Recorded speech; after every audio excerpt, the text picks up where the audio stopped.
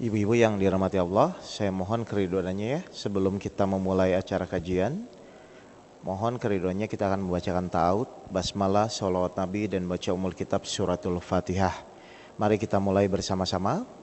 A'udzubillahi minasyaitonirrajim. Bismillahirrahmanirrahim. Allahumma sholli ala sayyidina Muhammad wa ala ali sayyidina Muhammad. Bismillahirrahmanirrahim. Alhamdulillahi rabbil alamin. Ar-Rahmanirrahim. Maliki yaumiddin. Iyyaka na'budu wa iyyaka nasta'in. Ihdinas siratal mustaqim. Siratal ladzina an'amta 'alaihim ghairil maghdubi 'alaihim waladdallin. Amin ya rabbal alamin. Ya, assalamualaikum warahmatullahi wabarakatuh. Ya, jadi ibu-ibu yang dirahmati Allah, Majelis Ta'lim Az-Zikra. Kemarin saya sudah menyampaikan ya, kalau nggak salah itu metode iman, sabar, dan sholat ya, Ibu Eka ya. Baik, sebelum saya memasuki metode lanjutan yaitu ikhlas dan tawakal, saya akan menyampaikan dulu pemahaman yang sering, yang namanya majelis taklim itu sering lupa ibu-ibu. Apa yang sering lupa? Saya jelaskan ya. Biasanya, saya mau nanya dulu Ibu, majelis taklim ini sudah berapa lama? Sudah lama ya? Ada setahun, 2 tahun lebih? Berapa lama? Hah? Baru setahun ya? Baik. Yang baru, yang lama? Nah, artinya apa? Yang sering kita lupa di dalam menjalani kegiatan hidup adalah tolak ukur. Nah ini, jelas ibu-ibu ya? Kenapa saya bilang bicara dari awal tolak ukur? Karena yang namanya kegiatan apapun harusnya punya tolak ukurnya. Contoh misalnya, ibu membesarkan anak tuh tolak ukurnya ingin apa sih? Ingin misalnya anak sampai kuliah, jadi dokter, jadi pilot, jadi abri, begitu kan? Itu namanya tolak ukur. Apalagi harusnya di dalam pengajian. Nah sekarang saya bahas dulu ya, apa itu tolak ukur? Gini, sebentar. Misalnya meja ini ya, ibu perhatikan dulu. Misalnya meja ini api unggun. Misalnya ini meja ini api unggun ya. Nah, misalnya saya mau berjalan menuju api unggun. Kalau saya berjalan mendekat, jadi saya jalannya ini mendekat ya. Kalau mendekat kepada api unggun, itu tuh berarti semakin lama semakin apa? Panas. Merasakan sifat-sifat yang kita dekati. Berarti saya jalannya sudah benar atau salah? Oke, saya ulang. Kalau saya mendekat kepada api unggun, berarti semakin lama semakin apa? Merasakan sifat-sifat yang kita dekati. Berarti jalannya benar atau salah? Benar, karena merasakan sifatnya. Berarti harusnya semakin panas. Paham ini? Baik. Yang kedua, saya berjalan tapi tidak panas, tidak dingin. Berarti saya mendekat, melingkar atau menjauh? Tidak panas, tidak dingin. Melingkar, saya tetap berjalan, tapi kok nggak panas, nggak dingin, begini-begini aja gitu loh. Paham ibu-ibu? Berarti saya berjalannya melingkar. Atau yang terakhir, saya merasa berjalan, tapi kok semakin dingin. Berarti mendekat, melingkar atau menjauh? Nah ini namanya tolak ukur ibu-ibu. Paham ini? Baik, sekarang saya mau nanya, kenapa tadi saya nanya diawali dari berapa lama majelis ini? Ibu tuh belajar ngaji, itu tujuannya mendekat kepada siapa? Baik, harusnya kalau ibu berjalannya benar, berarti semakin lama mendekat kepada Allah, semakin apa? Bukan panas loh, awas. Semakin merasakan sifat-sifat Allah, semakin tenang, semakin tidak pusing dalam menghadapi hidup, doa mudah dikabulkan. Kan harusnya begitu kan? Itu namanya tolak ukur. Atau ibu sudah merasa berjalan, sudah berasa ngaji, tapi kok begini-begini aja, masih pusing, masih bingung, masalah malah makin mumet, atau begitu? Ah ya. Atau yang ketiga, sudah merasa ngaji, sudah merasa sholat, sudah merasa umroh, tapi kok malah makin pusing, makin bingung, mendekat, melingkar atau menjauh? Nah ini namanya tolak ukur. Sekarang saya tanya kepada ibu-ibu semua, ibu pada posisi yang mana? Mendekat, melingkar atau menjauh? Kalau ibu mendekat saya cek nanti. Benar. Saya mau nanya, kalau mendekat itu berarti ketika ibu sholat tuh pikiran fokus atau jalan-jalan? Selama ini? Lah terus gimana ceritanya? Lah iya. Artinya tuh saya ingin menyadarkan ibu, ingat loh bu, kegiatan apapun yang kita lakukan, kita harus ada tolak ukurnya. Jangan hanya sekadar datang, ngaji, bubar, pusing lagi. Kalau seperti, nah selfie, tambahin itu tuh tadi ibunya. Itu loh bu. Jadi kenapa saya ngomong gini, ini kasus berbagai macam, saya di Jakarta keliling majelis tuh seperti ini kasusnya. Sudah ngaji bertahun-tahun tapi masih pusing terhadap masalah hidup. Sudah ngaji bertahun-tahun pusing sama anak, pusing sama suami, pusing sama masalah. Padahal kalau seperti itu, suka tidak suka, kemungkinan ibu jalannya melingkar.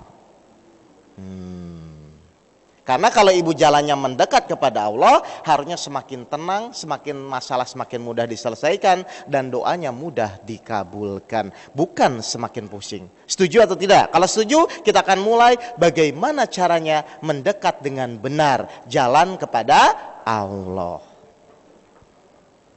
Jelas ibu-ibu? Ini kasus semua majelis taklim begini kasusnya. Ya, paham ibu-ibu semua ya? Nah, kalau memang sudah paham, sekarang saya mau kupas. Saya ingin tahu sejauh mana ibu memahami ilmu kehidupan. Ya, contoh. Betul tidak bahwa semua kegiatan di muka bumi ini kita harus tahu ilmunya, betul atau tidak?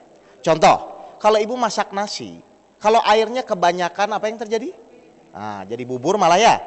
Kalau airnya sedikit, bayangkan untuk masak nasi pun kita harus tahu ilmunya kan? Sekarang ibu hidup, berarti ibu harus tahu nggak ilmu cara menjalani hidup? Wajib nggak tahu? Sudah belajar? Nah, ayo sekarang saya mau belajar, saya mau pahamkan ya ke ibu ya, biar ibu jalannya benar gitu loh. Ngaji tapi sesuai, akhirnya pengajian itu ketika masalah datang selesai, masalah datang selesai. Artinya ngaji itu untuk menyelesaikan masalah. Jangan ini ibu ngaji, pusing tetap pusing lah. Terus apa bedanya yang ngaji sama yang tidak? Jelas ibu? Baik, saya mau nanya. Yang hadir di sini, kalau saya mau nanya, itu senangnya punya masalah atau tidak ada masalah? Nah, halo. Nah, kenapa ibu senang punya masalah?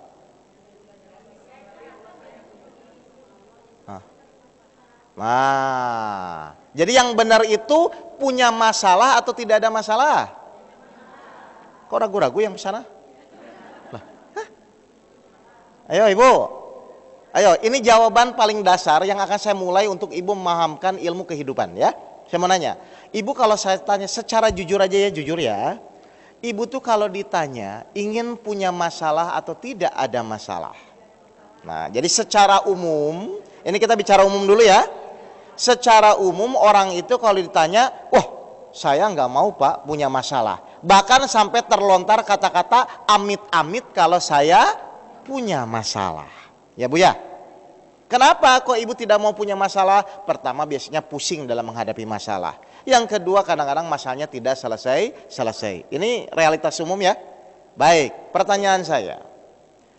Siapa yang punya mic satu lagi yang mau bantu saya? Oh siap ya? Baik. Ibu bantu saya nanti, siap ya. Sekarang kita akan kupas. Betul tidak pikiran ini, di pikiran kita kalau kita tidak mau punya masalah itu pikirannya benar atau salah ya? Mari kita kupas berdasarkan Al-Quran. Surat 76 ayat 2. Silahkan ibu baca. Artinya saja bu ya, artinya saja. 76 ayat 2. Artinya saja.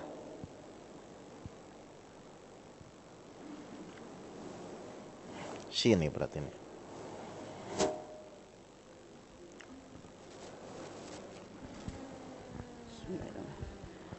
Silakan bu. Sungguh kami telah menciptakan manusia dari setetes mani yang bercampur, yang kami hendak mengujinya dengan perintah dan larangan. Karena itu kami jadikan dia mendengar dan melihat. Baik, ibu perhatikan ayatnya di sini ya. Jadi Allah berfirman, sungguh Aku akan menciptakan manusia dari mani yang bercampur, dan aku hendak mengujinya. Jadi yang menginginkan kita diuji siapa? Kalau Allah yang menginginkan, kita bisa nolak atau tidak? Berarti semua manusia punya masalah itu wajar atau tidak? Kenapa wajar? Karena Allah pasti akan menguji. Ngerti ini ibu-ibu semua? Jadi manusia punya masalah itu wajar atau tidak? Yang namanya wajar, harusnya ketika ibu punya masalah, biasa-biasa saja atau pusing? Kalau pusing itu wajar atau tidak wajar? Ibu orang wajar, orang tidak wajar? Saya ulang. Ayo lo, saya ulang ya. Kan Allah pasti memberikan namanya ujian atau masalah, suka ataupun tidak suka. Setuju nih? Dasarnya surat 76 ayat 2. Jadi ibu mau terima masalah, mau tidak terima masalah, Allah akan uji. Setuju ya? Berarti kalau pertanyaan saya, berarti semua manusia diberikan masalah. Punya masalah itu wajar atau tidak? Yang namanya wajar itu harusnya ketika ibu punya masalah, biasa-biasa saja atau pusing? Kalau pusing itu wajar atau tidak wajar? Oke, saya mau nanya ibu, selama ini kalau punya masalah pusing atau tenang? Loh, tergantung lagi. Padahal setiap manusia itu pasti Allah akan berikan ujian atau masalah. Kalau ibu sudah tahu bahwa setiap manusia itu pasti akan diuji, akan diberikan masalah, harusnya di pikiran itu tidak mau punya masalah atau siap menerima masalah. Harusnya yang mana? Selama ini?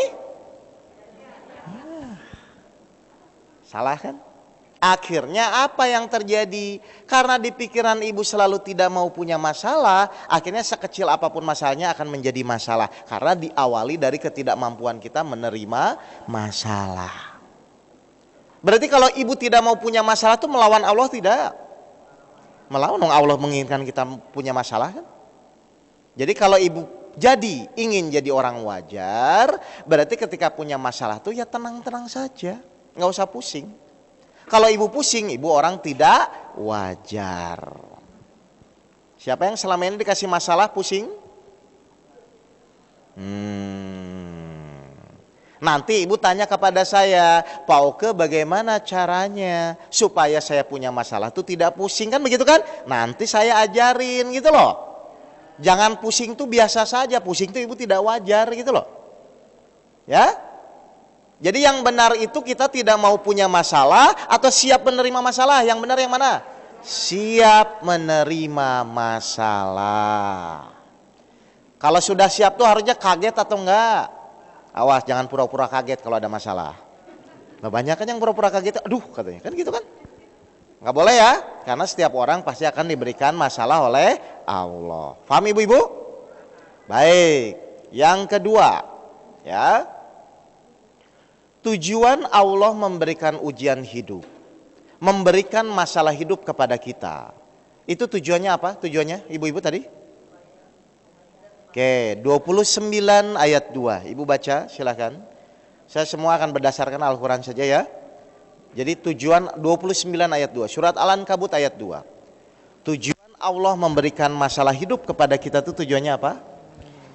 Apakah manusia mengira bahwa mereka akan dibiarkan hanya dengan mengatakan, kami telah beriman, dan mereka tidak diuji? Nah, jadi tujuan Allah memberikan ujian, itu untuk apa di ayat ini? Tujuan Allah ngasih ujian di 29 ayat 2 itu untuk apa tujuannya? Meningkatkan derajat keimanan. Setuju enggak ini? Jadi ujian yang Allah berikan kepada kita, kepada semua kita ini yang hadir di sini semua, kan akan diuji oleh Allah ya. Ternyata tujuannya untuk meningkatkan derajat keimanan. Setuju ya? Baik. Sekarang saya mau nanya kepada ibu semua di sini ya. Ibu jawabnya jujur ya. Ibu tuh ingin ditingkatkan derajatnya atau diturunkan?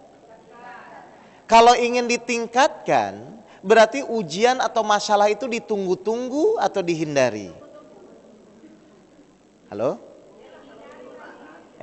Saya ulang lagi. Kenapa ditunggu-tunggu? Karena ibu tahu masalah ini untuk meningkatkan derajat. Benar nggak? Yang namanya ditunggu-tunggu, masalah datang. Kira-kira senang atau pusing? Nah, terus masalahnya di mana kalau gitu? Lah, betul. Karena masalahnya dari awal ibu tidak mau punya masalah. Ini masalahnya. Oh, bukan, Bu. Nih, saya kasih tahu ya. Jadi masalah ibu kenapa jadi masalah? Karena di pikiran ibu dari awal tidak mau punya masalah.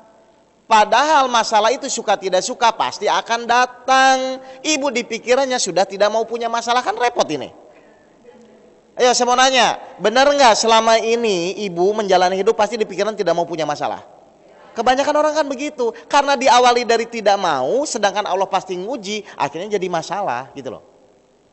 Padahal ibu tahu masalah itu untuk meningkatkan derajat. Kalau ingin meningkat derajatnya, berarti ibu harus banyak masalah kan? Jadi berbahagialah bagi orang yang banyak masalah. Oh. Kenapa? Hah? Masalahnya apa?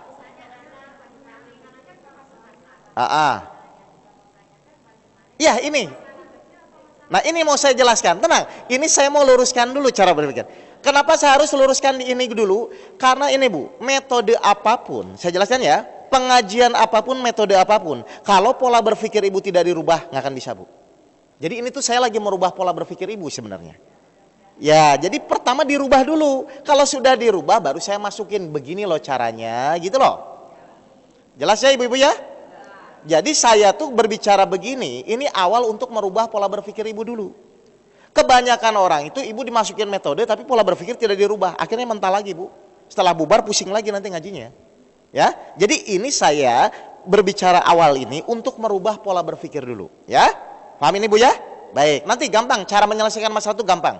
Kenapa saya bilang gampang? Karena nanti yang saya sampaikan sudah saya jalani sendiri ya. Bagi ibu-ibu yang baru pertama kali ketemu saya, ini saya tuh cerita ngomong masalah mudah diselesaikan. Gara-gara saya menjalani dulu. Tahun 2008 Bu, saya punya hutang 2 miliar, istri saya mau cerai dan saya akan dipenjara. 2000, jadi saya ngomong menyelesaikan masalah mudah itu karena saya sudah menjalani gitu loh Bu. Jelas ya? Ini bukan teori yang akan saya sampaikan. Saya akan bilang kepada ibu semua, menyelesaikan masalah itu harusnya mudah. Kenapa harusnya mudah? Asalkan diajarkan caranya. Selama ini ibu tidak diajarkan caranya. Makanya saya bilang, mudah kok, ayo. Mau ya? Baik, sekarang kita lanjut ya. Jadi yang kedua, logikanya, kalau ibu ingin meningkat derajatnya, berarti ibu suka tidak suka harus butuh masalah. Yang namanya butuh dikasih. Kira-kira senang atau pusing? Ibu haus, butuh apa? Saya kasih air. Ibu senang nggak? Ibu ingin meningkat derajatnya, berarti perlu apa? Butuh apa? Ujian. Allah kasih ujian masalah, senang nggak? Nanti sabar Bu, sabar. Ngerti ini Bu? Jadi kata kuncinya ibu harus paham dulu konsepnya. Ngerti ini ya? Jadi awalnya bagaimana Pak supaya kita mudah dalam menjalani hidup? Yang pertama rubah cara berpikir bahwa saya tidak mau punya masalah, diganti saya siap menerima masalah. Karena masalah tidak mungkin ditolak Bu. Kenapa tidak mungkin ditolak? Itu pemberian dari Allah dan niatnya pun baik supaya kita meningkat derajatnya. Jelas ibu-ibu semua? Oke, sekarang yang ketiga. Ya, yang ketiga. Menurut ibu-ibu semua, nih saya mau jawab ibu ini ya. Ibu siapa Bu? Bu Erna. Saya akan jawab pertanyaan Bu Erna. Menurut ibu-ibu semua, ya, saya mau nanya. Masalah hidup tuh ada yang berat atau tidak? Ada yang berat. Nggak apa-apa Bu, nggak apa-apa. Biar aktif ya, biar ibu paham. Dasarnya ibu bilang berat apa? Cuman satu perasaan kan? Baik, kita lihat menurut Al-Quran. Ibu bantu saya buka surat Al-Baqarah ayat terakhir. Ayat terakhir 286. Saya harus kupas dulu ini soalnya. Al-Baqarah 286. Ibu biasa kok setelah sholat baca itu. Nah, apa Bu? Allah. Ya silakan. Allah tidak membebani seseorang melainkan sesuai dengan kesanggupannya. Stop. Allah tidak akan membebani seseorang melainkan sesuai dengan kemampuan kesanggupannya. Saya mau nanya, maksudnya Allah berfirman itu apa maksudnya? Berarti setiap ujian, nah yang menimpa diri kita itu dijamin lulus tidak? Kenapa ibu yakin dijamin lulus? Karena sesuai dengan kemampuan. Kalau ibu tahu ibu tuh diuji terus pasti lulus, kira-kira pas menjalani ujian tuh tenang atau pusing? Boleh nggak pusing? Makanya ini saya mau luruskan. Padahal Allah sudah menjamin kan? Setiap ujian itu sesuai dengan kemampuan. Allah udah jamin loh ini. Saya mau nanya, ibu tuh percaya nggak sih jaminan Allah? Percaya. Nah kalau percaya kenapa pusing? Nah, ada aja. Lah ayo jelas. Ibu baru pertama kali ya ketemu saya? Oh pantesan, nggak apa-apa bu. Nih, jelas ini. Jadi kenapa selama ini ibu bingung, ibu pusing, tidak mau punya masalah? Jawabannya yang kedua, karena ibu tidak percaya bahwa ujian itu sesuai dengan kemampuan. Meskipun padahal ayatnya ada. Ketika ibu tidak percaya, maka ibu kena hadis Allah sesuai praduga, prasangka hambanya. Ibu pusing, itu yang terjadi. Awas ya, hati-hati ya. Jadi ketika ibu mulai ragu, aduh kok pusing saya, oh itu yang terjadi nanti sama Allah. Artinya ibu? Jadi kenapa selama ini ibu sulit, ibu pusing? Karena Allah sesuai praduga, prasangka hambanya. Ketika ibu bilang masalah itu berat, itu yang terjadi.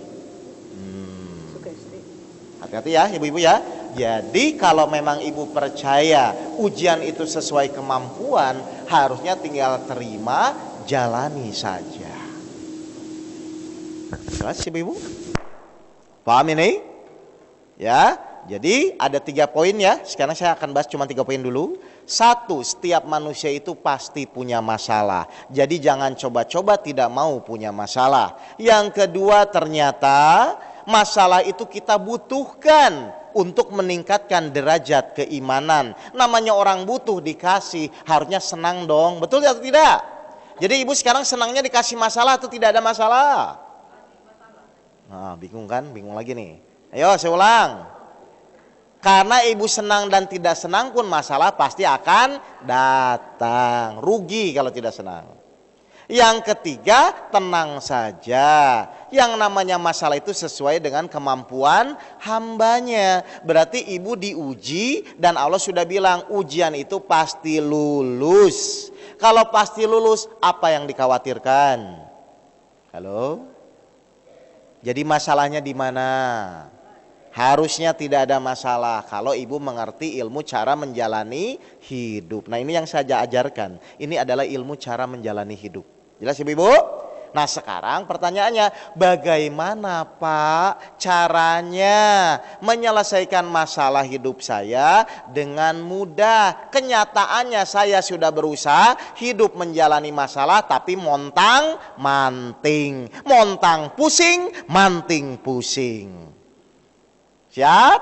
Nah sekarang kita kupas bagaimana caranya menyelesaikan masalah dengan mudah. Oke, saya sedikit ulang aja ya Bu Eka, tapi kita tetap masuk metode lanjutan. Nanti ibu tinggal lihat YouTube-nya aja. Gini, saya mau nanya, ibu-ibu, kalau ibu punya masalah, biasanya yang pertama kali terfikir oleh ibu-ibu itu apa biasanya kalau punya masalah? Solusi atau jalan keluar, kan begitu ya? Jadi ibu otomatis itu otaknya kalau ada masalah itu langsung, aduh gimana ini, kan begitu ya? Saya mau nanya, ibu tuh kalau punya masalah, ibu tuh sudah tahu belum sih solusinya? Pasti belum tahu kan, kalau sudah selesai dong, benar nggak? Nah, ibu bisa bayangkan nggak? Ibu punya masalah, mikirkan solusi, padahal ibu pun belum tahu. Kira-kira ibu memikirkan yang belum tahu makin tenang, makin pusing? Sudah berapa lama kalau punya masalah mikirin solusi? Halo? Sudah berapa lama ibu kalau punya masalah selalu dipikirannya berpikir solusi, sudah berapa lama? Padahal ibu pun belum tahu solusinya, belum tahu dipikirkan. Kira-kira makin pusing makin tenang. Nah itu yang terjadi. Makanya ibu tidak mau punya masalah tuh gitu. Padahal setiap orang itu kalau punya masalah pasti belum tahu solusinya. Itu udah rumus, Bu. Lah terus kalau gitu gimana Pak caranya? Apakah nggak boleh? Oh silahkan. Tapi kalau begitu kelamaan cara begitu, Bu. Terus pakai yang mana? Pakai cara yang kedua. Apa cara kedua? Ibu percaya semua masalah di muka bumi ini kalau Allah yang menolong selesai. Percaya atau tidak? Berarti ketika ibu punya masalah, harusnya berpikir solusinya atau bagaimana caranya Allah menolong. Selama ini. Nah, kenapa ibu pusing? Karena ibu berpikirnya salah. Setiap punya masalah ibu berpikir, aduh bagaimana solusinya, kan begitu. Kalau saya nggak mau, Bu, pakai cara itu. Tahun 2008 saya sudah ngalami soalnya. Mau di penjara, hutang saya 2 miliar, keluarga saya mau berantakan. Akhirnya guru saya mengajarkan, Mas Oke pakai cara yang kedua. Apa cara yang kedua? Kalau Mas Oke percaya semua masalah hidup di muka bumi ini selesai kalau Allah menolong, mendingan ketika punya masalah, bagaimana ya caranya Allah nolong masalah saya. Ternyata caranya ada di apa? Dalam Al-Quran surat berapa? Coba ibu, Al-Quran itu ada 6.666 ayat. Kalau ibu punya masalah, ayat mana yang ibu pakai? Harusnya di mana? Al-Baqarah 153. Silakan Bu Eka baca. Di situ Allah berjanji akan menolong kita, ibu-ibu. Ya, tapi karena ini metodenya ikhlas dan tawakal, nanti ibu lihat YouTube saya aja ya, bagaimana iman, sabar, sholat. Silakan. Ini cuma prolog aja. Silakan.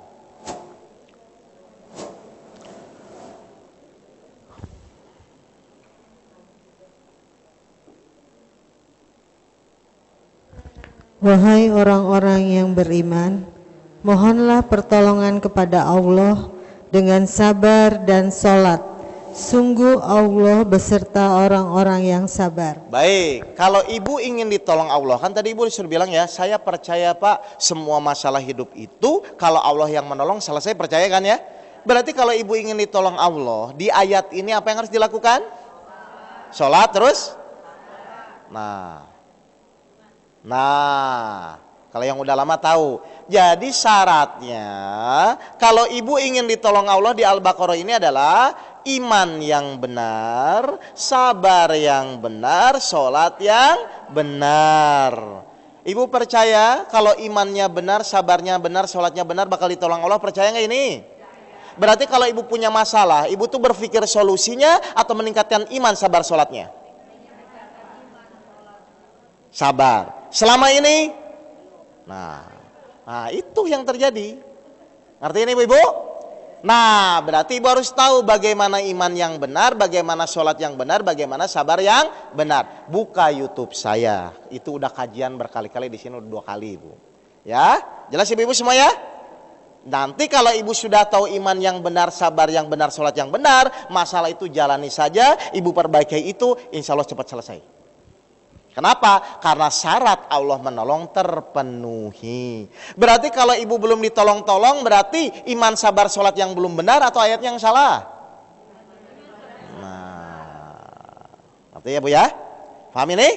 Jadi ibu nanti buka YouTube aja, OKEU, OKEU. Nah, ibu nanti di situ ada metode iman, sabar, sholat, khusyuk, ada semua. Ya, karena sekarang jadwalnya adalah saya menyampaikan metode ikhlas dan tawakal. Siap ya? Oke, iman, sabar, sholat, silakan nanti ibu lihat aja. Baik, kita mulai ya. Cara menjalani hidup. Bagaimana dengan benar supaya format yang tadi di awal itu pas. Pas tuh gini. Kan pasti semua orang punya masalah itu untuk meningkatkan derajat keimanan, dan ternyata semua masalah hidup itu akan mudah kalau Allah yang menolong. Dan syaratnya kita harus tahu metode iman yang benar, metode sabar yang benar, metode sholat yang benar. Nah, masih ada diagram itu nggak Bu? Bawa diagram masalah hidup nggak? Nggak? Ada nggak? Oh ya udahlah, jangan yang lama. Ya udah, kalau nggak ada, saya mau menjabarkan dulu sebelum kita masuk metode ikhlas ya. Saya mau menjabarkan dulu penjabaran surat 96 ya, Al-Alaq ayat 4 dan 5. Siap ya? Kita akan kupas dulu Bu, ayatnya surat 96 ayat 4 dan 5 ya. Mudah-mudahan kalau ibu sudah paham ini, ibu akan lebih gampang menghadapi masalah hidup. Siap ya? Nah, siap Ibu Eka, bantu saya. Ibu baca artinya saja. Ayat 96, 4 dan 5 ya, silakan. Pelan-pelan aja Bu bacanya Bu, biar paham. Yang mengajar manusia dengan pena. Yang mengajar manusia dengan pena. Pena itu apa? Bukan bolpen. Atau gini, biar ibu paham dulu. Coba ibu buka, itu nanti ya. Coba ibu buka dulu surat 3 ayat 2 dulu. Surat Ali Imran. Nah, saya akan mulai di situ. Memahami maksud Allah dalam menjalani masalah hidup. Ya. Surat 3 ayat 2. Bu bantu saya. Ya, silakan. Allah tidak ada Tuhan selain Dia, yang maha hidup, yang terus-menerus mengurus makhluknya. Lihat ya. Nah, Allah berfirman bahwa Allah itu punya kewajiban, punya tugas kepada kita adalah mengurus terus-menerus makhluknya. Di ayat kursi ada, di Ali Imran ayat 2 ini ada. Saya mau nanya, terus-menerus mengurus makhluknya itu apa maksudnya Bu? Ayo. Tidak berhenti. Berarti ibu tuh selama ini setiap detik pasti selalu diurus Allah, betul atau tidak? Kalau ibu merasa, ini kata kuncinya ya, kalau ibu merasa diurus Allah, berarti harusnya boleh pusing atau tidak? Berarti kalau sekarang ibu pusing, pasti ibu tidak merasa. Ibu merasa diurus atau tidak sekarang ini? Ayo, merasa enggak? Nah, kan senyum. Ayo, saya mau nanya, kalau ibu percaya ayat ini, bahwa Allah tuh terus menerus mengurus kita, harusnya dalam menjalani hidup ibu khawatir atau tidak? Harusnya. Berarti kalau khawatir itu salah atau benar? Nah, salah kok dipakai. Baru tahu, ini ayat Al-Quran dari dulu loh Bu. Lah iya, makanya saya tanya, kalau ibu merasa diurus Allah, harusnya khawatir atau tidak? Berarti kalau sekarang ibu khawatir, pasti merasa tidak diurus. Makanya Allah sesuai praduga prasangka hambanya. Ayo saya mau nanya, ibu tuh selama ini menjalani hidup tuh khawatir atau tenang? Padahal Allah sudah menjamin akan mengurus makhluknya terus menerus. Paham ini? Baik, sekarang step yang kedua. Nih, saya pelan-pelan ngegiring ibu. Ya. Namanya mengurus, itu tuh perlu komunikasi nggak? Nah, kayak ibu misalnya mau ngurus anak kan, ibu harus tahu komunikasi sama anak kan? Nah, sekarang saya mau nanya, yang namanya mengurus, berarti Allah tuh perlu komunikasi dengan kita nggak? Nah, sekarang pertanyaan saya, bagaimana caranya Allah berkomunikasi dengan kita? Misalnya satu, apakah dengan suara, hei Yoke, saya urus kamu? Mungkin enggak. Meskipun Allah bisa ya, berarti tidak mungkin. Berarti tidak dengan suara. Yang kedua misalnya, dengan tulisan. Apakah Allah nulis? Tidak. Berarti bersuara tulisan tidak. Terus dengan apa sih Allah tuh ngurus kita? Dengan apa? Dengan sarana kejadian. Makanya di surat 96 ayat 4 dan 5 Allah berfirman, silakan baca sekarang biar nyambung ya, dengan sarana kejadian. Jadi Allah kalau mau komunikasi dengan kita Bu, dengan namanya kejadian. Coba.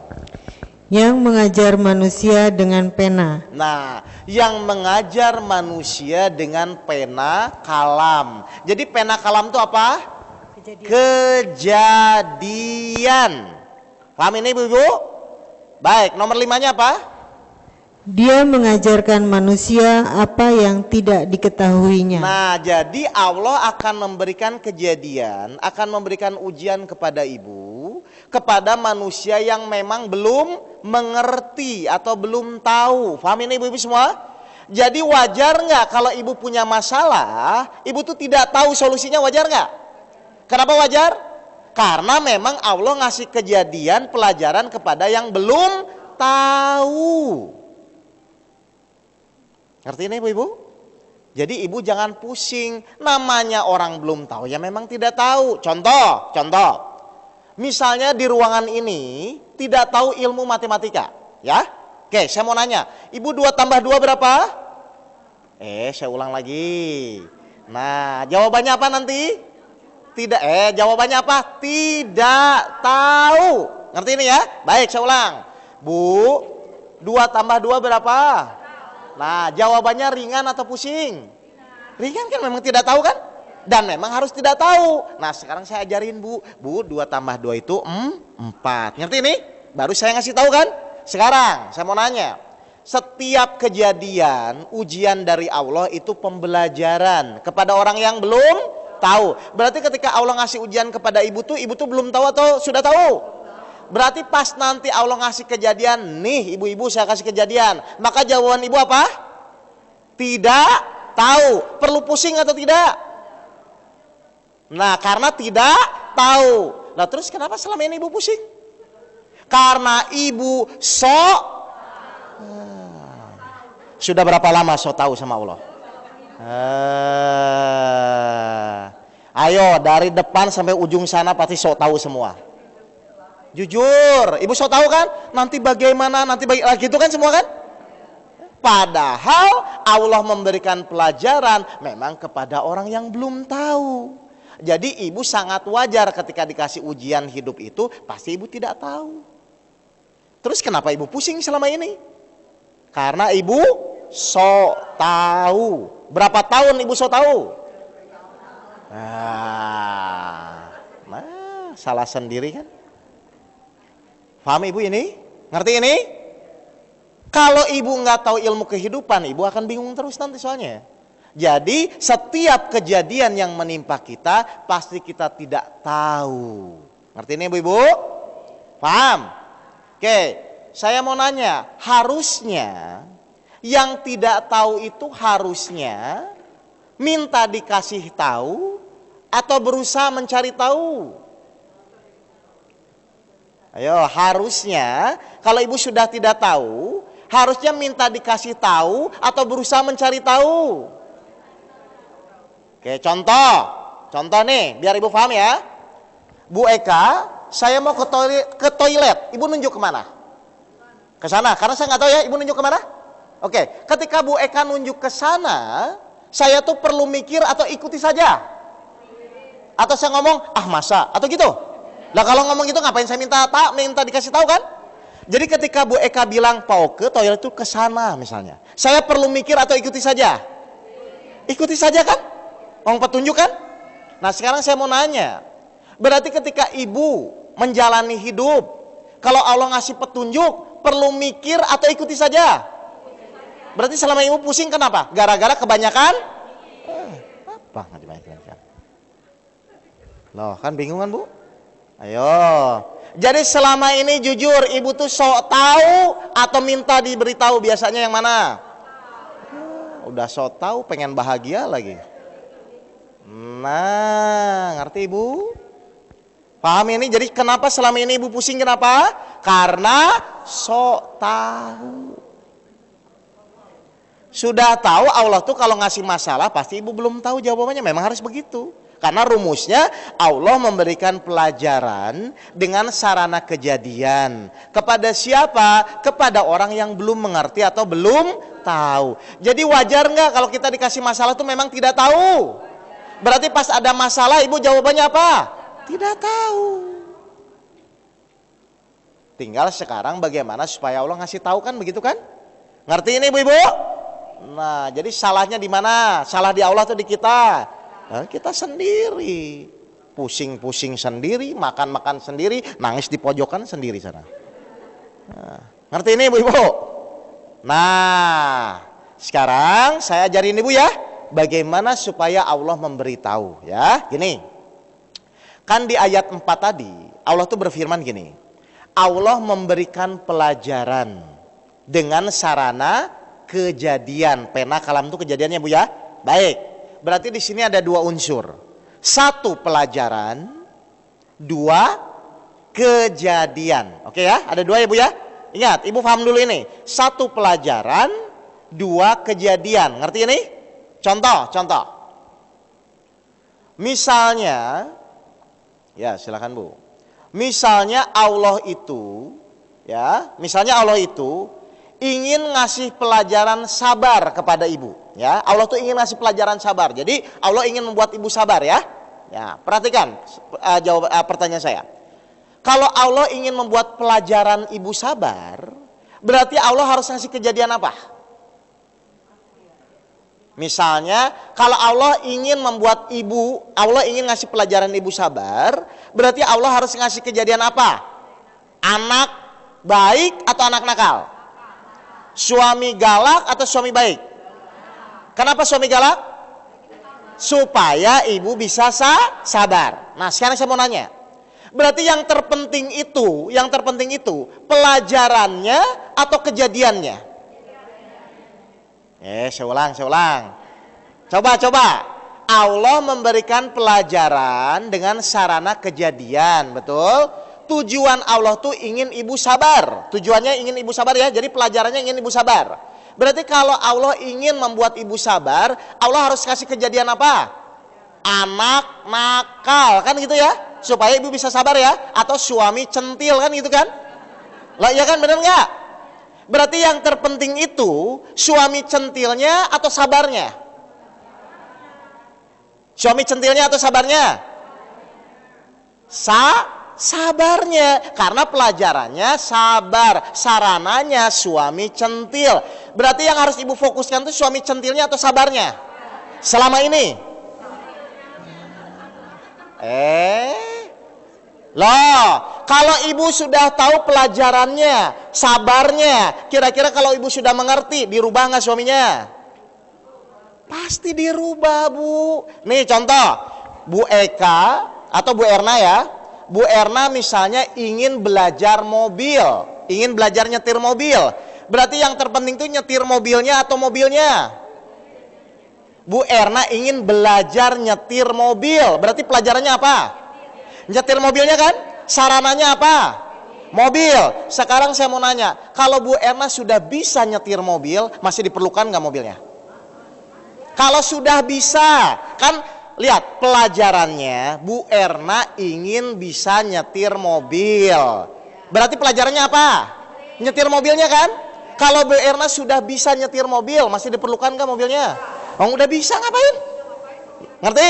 Pelajaran Allah ingin membuat ibu sabar. Allah kasih kejadian suami centil. Berarti yang terpenting itu suami centilnya atau sabarnya? Kalau ibu sudah sabar, dirubah nggak suaminya? Ya ngapain lagi diperlukan? Selama ini saya mau nanya, ibu kalau dikasih masalah, ibu tuh fokus ke suami centilnya atau sabarnya? Ayo, jujur. Nah, makanya nggak kelar-kelar. Loh, kan pelajaran Allah memberikan pelajaran lewat sarana kejadian. Setuju nggak ini? Berarti kejadian-kejadian yang menimpa kita itu tuh bukan untuk nyiksa kita, tapi sebagai sarana pembelajaran. Kalau ibu sudah mengerti pelajarannya, maka sarananya sudah tidak dibutuhkan lagi buat apa kan? Jadi kalau misalnya Allah ingin buat ibu sabar, kira-kira Allah harus buat suaminya tuh soleh atau centil? Kalau suami soleh gimana mau latihan sabar, Bu? Kalau Allah ingin membuat ibu sabar, berarti Allah harus ngasih sarana kejadian apa? Suami centil. Kalau ibu sudah tahu terus ibu sabar, kira-kira suaminya diperlukan lagi nggak? Dirubah. Yang tadinya centil jadi soleh. Selama ini orang kalau dikasih kejadian, dikasih pelajaran, fokus di pelajaran, fokus di kejadiannya. Padahal dia tidak paham pelajarannya. Makanya banyak orang yang masalahnya nggak selesai-selesai, muter aja di situ. Ngerti nih ibu-ibu?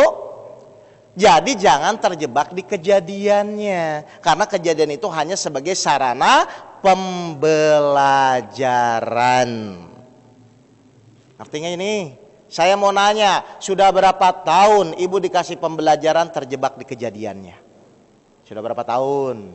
Ayo jujur, ngaku. Lah. Makanya ibu bilang, Pak masalah itu berat. Loh itu cuma sarana kejadian kok dibilang berat. Itu hanya sebagai sarana. Kalau ibu tahu pelajarannya, oh saya harus ikhlas, oh saya harus sabar. Selesai semua, Bu. Enggak ada, itu cuma kejadian, itu cuma sebagai sarana. Jadi yang namanya kejadian hidup yang menimpa kita itu hanya sebagai sarana pembelajaran. Ibu baru paham ini? Waduh, repot. Padahal ibu tiap hari hidup loh, Bu. Dan setiap hari mendapatkan masalah. Lah kalau ibu nggak ngerti ini, ibu kan akan montang-manting kan, terjebak di kejadiannya gitu loh. Ibu buktikan aja, misalnya anak ibu nggak mau sholat. Anak ibu nggak mau sholat tuh, itu pelajaran atau sarana? Sarana kan? Pelajarannya apa? Ibu sabar. Kalau ibu sabar pasti anaknya dirubah, jadi baik lagi. Karena ibu sudah mengerti pelajarannya. Oh baik ya Allah, ini pelajarannya sabar, baik saya akan sabar. Ibu jadi sabar pasti berubah anaknya. Selama ini orang terjebak. Kenapa ya anak saya nggak sholat Pak? Kenapa ya suami saya nggak pulang-pulang? Kenapa hutang saya tidak lunas? Itu hanya sarana. Sarana pembelajaran itu hanya kejadian. Artinya ibu-ibu semua? Ternyata selama ini orang terjebak di kejadiannya. Ternyata selama ini orang terjebak di sarananya. Wassalam. Kalau ibu nggak ngerti pemahaman ilmu kehidupan ini pasti montang-manting nanti hidupnya. Jangan terjebak ya, hati-hati Bu. Jadi setiap kejadian yang menimpa kita itu ternyata hanya sarana pembelajaran. Yang ibu fokuskan pembelajarannya apa ya Allah, gitu loh. Bagaimana caranya supaya Allah ngasih tahu pembelajarannya apa? Yo, bingung lagi nih. Nah, makanya ibu harus perbaiki iman, sabar, dan sholatnya. Ibu perbaiki itu nanti Allah kasih tahu nih loh Bu. Ini pembelajaran buat Bu Eka itu supaya Bu Eka ikhlas. Supaya Bu Erna bisa sabar. Supaya ibu bisa sholat khusyuk. Itu pembelajarannya ke sana semua gitu loh. Paham ibu-ibu semua? Ngerti ini? Jadi tolong jangan terjebak di sarana pembelajaran, di sarana kejadiannya. Yang terpenting itu pelajaran apa ya yang Allah berikan kepada kita dengan sarana anak nakal, dengan sarana sakit, dengan sarana suami galak, dengan sarana mertua cerewet. Itu penting. Paham ibu-ibu? Oke, kalau sudah paham kita masuk metode ikhlas ya. Biar salah satu pembelajaran Allah adalah ikhlas. Baik, bisa kita mulai ibu-ibu? Saya perlu perhatian karena ini ngajinya bukan ngaji kuping ya Bu ya. Ini ngaji merubah pola berpikir. Biar ibu cepat menghadapi hidup tuh biar enak gitu ya. Siap ya? Kalau ngaji kuping mah terserah. Ibu mau denger mau enggak, bubar, pusing lagi terserah. Tapi kalau saya nggak bisa. Saya harus mendidik ibu tolak ukur tadi loh. Semakin lama ibu ngaji harusnya semakin tenang. Bukan semakin pusing. Itu ngaji yang benar. Siap ya? Kita mulai sekarang. Ikhlas. Saya mau nanya ya. Segala sesuatu, apapun ilmu yang ibu pelajari, yang terpenting itu ibu harus tahu dulu manfaatnya untuk saya apa. Setuju ini? Oke, saya tanya. Ibu kalau sakit, ibu minum apa? Kenapa? Obat itu biasanya pahit atau manis? Bayar atau gratis? Sudah bayar pahit, kenapa ibu minum? Lihat. Ibu karena ibu tahu, oh manfaatnya meskipun bayar pahit tapi ini supaya saya sembuh. Ngerti ini? Jadi ketika ibu sudah tahu manfaatnya, pasti ibu akan lakukan kok. Sekarang saya mau nanya, manfaat kita belajar ikhlas apa? Supaya kita lebih ikhlas lagi. Nah inilah ibu bingung nih akhirnya. Ayo ibu. Lah kalau ibu tidak tahu manfaatnya, ibu bingung kayak gini. Iya ya apa ya? Iya maksud saya tuh, kan tadi ibu minum obat supaya sembuh. Ibu tahu kan manfaatnya ya? Nah sekarang manfaat ibu belajar ikhlas apa?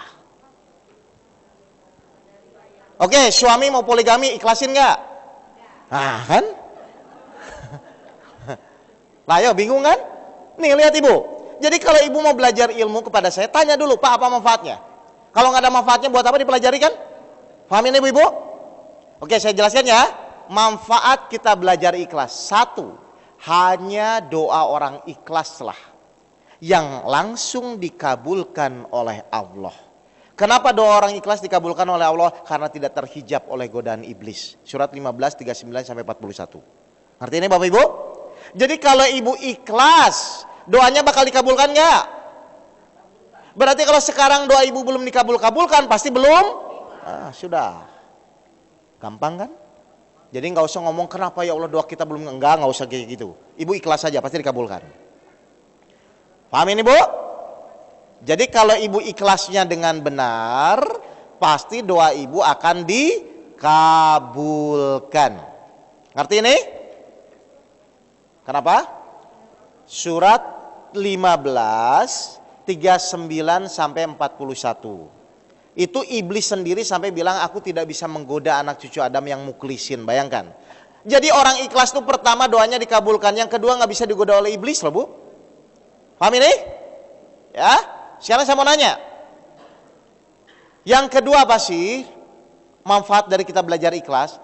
Hati orang ikhlas itu plong Bu, hatinya nggak ada ganjelan. Ibu sering nggak kadang-kadang ada ganjelan nih, nggak enak? Sering nggak? Saya udah maafin sih Pak, tapi susah. Begitu ada nggak yang begitu? Itu tuh gara-gara tidak ikhlas. Kenapa orang ikhlas hatinya plong? Karena orang ikhlas itu hatinya dijaga oleh Allah. Jadi kalau ibu belum plong hatinya, pasti ibu masih digoda oleh setan. Saya sudah ikhlas Pak, tapi ada nggak orang ikhlas pakai tapi? Awas, nggak ada ya. Ikhlasnya plong, udah nggak ada beban. Ngerti ini Ibu? Jadi cirinya orang ikhlas, doanya mudah dikabulkan, hatinya plong, kemana-mana lapang dada, tidak ada beban. Paham Ibu? Oke, kalau sudah paham, kita masuk. Definisinya apa sih ikhlas itu Bu? Definisinya Bu? Ayo, ikhlas itu apa definisinya?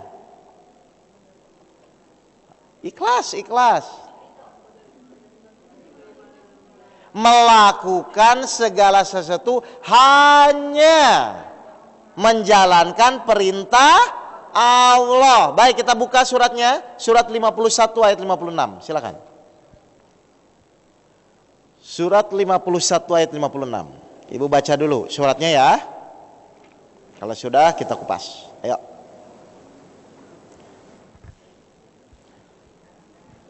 Ya, Ibu sering dengar kok ayat ini kok, sering. Ayo silakan baca, yang pegang mic, biar yang belakang dengar. Biar belakang nggak ngantuk.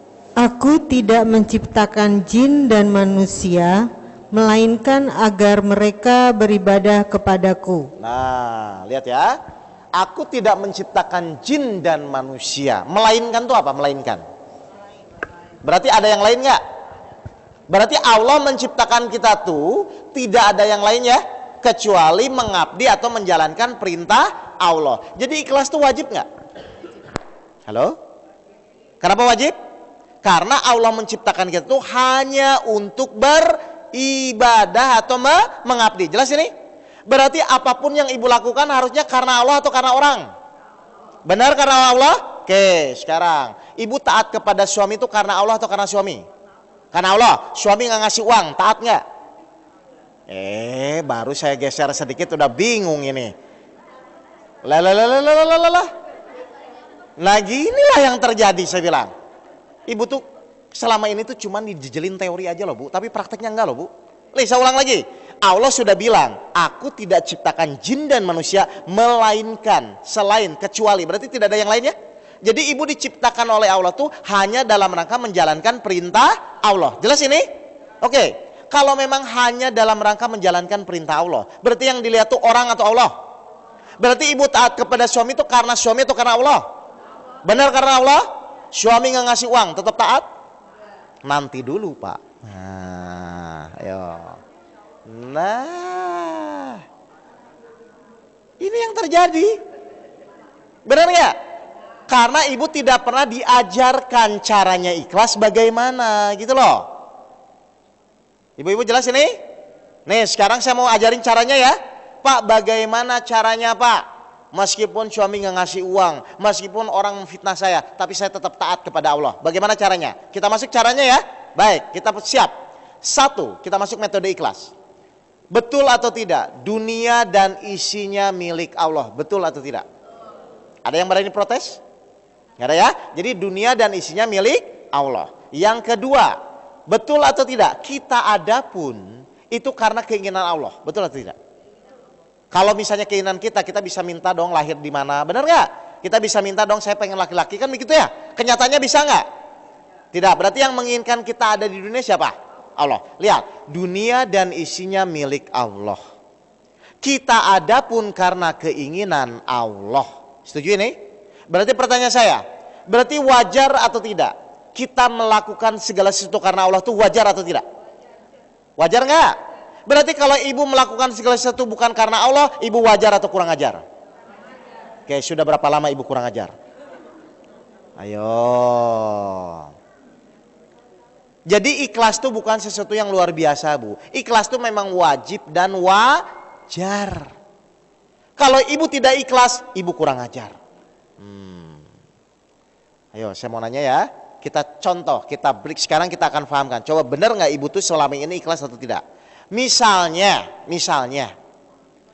ya, ibu misalnya punya uang, ya, terus ke perempatan jalan, lagi nyetir mobil di perempatan jalan, ya.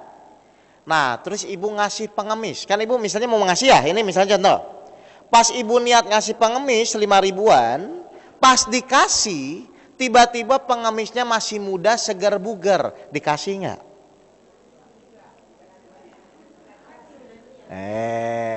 Umumnya. Nah, padahal kita adapun karena Allah. Dunia dan isinya milik Allah. Kalau ibu karena Allah, harusnya ibu tetap kasih atau tidak? Kenyataannya? Kalau dibilang malas berarti karena pengemis atau karena Allah? Halo. Saya hanya mau nanya, ibu sudah berapa lama jadi orang kurang ajar? Karena kalau kita tidak melakukan karena Allah, berarti ibu kurang ajar. Baru sadar kan ibu? Tapi kan, nah itu yang terjadi.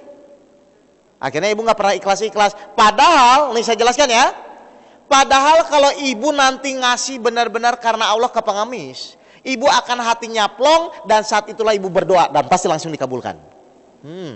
Ibu nggak pernah sadar ya di sini. Jadi ketika ibu benar-benar ikhlas, tapi kan sehat, enggak, ini karena Allah. Kasih, ibu plong, ibu saat itu berdoa dan pasti langsung dikabulkan. Karena pada saat itu ibu dalam kondisi ikhlas. Dikasih kesempatan tapi ibu nggak pernah ambil kan? Ayo, benar nggak? Selama ini ibu nggak pernah ambil kan kesempatan itu kan?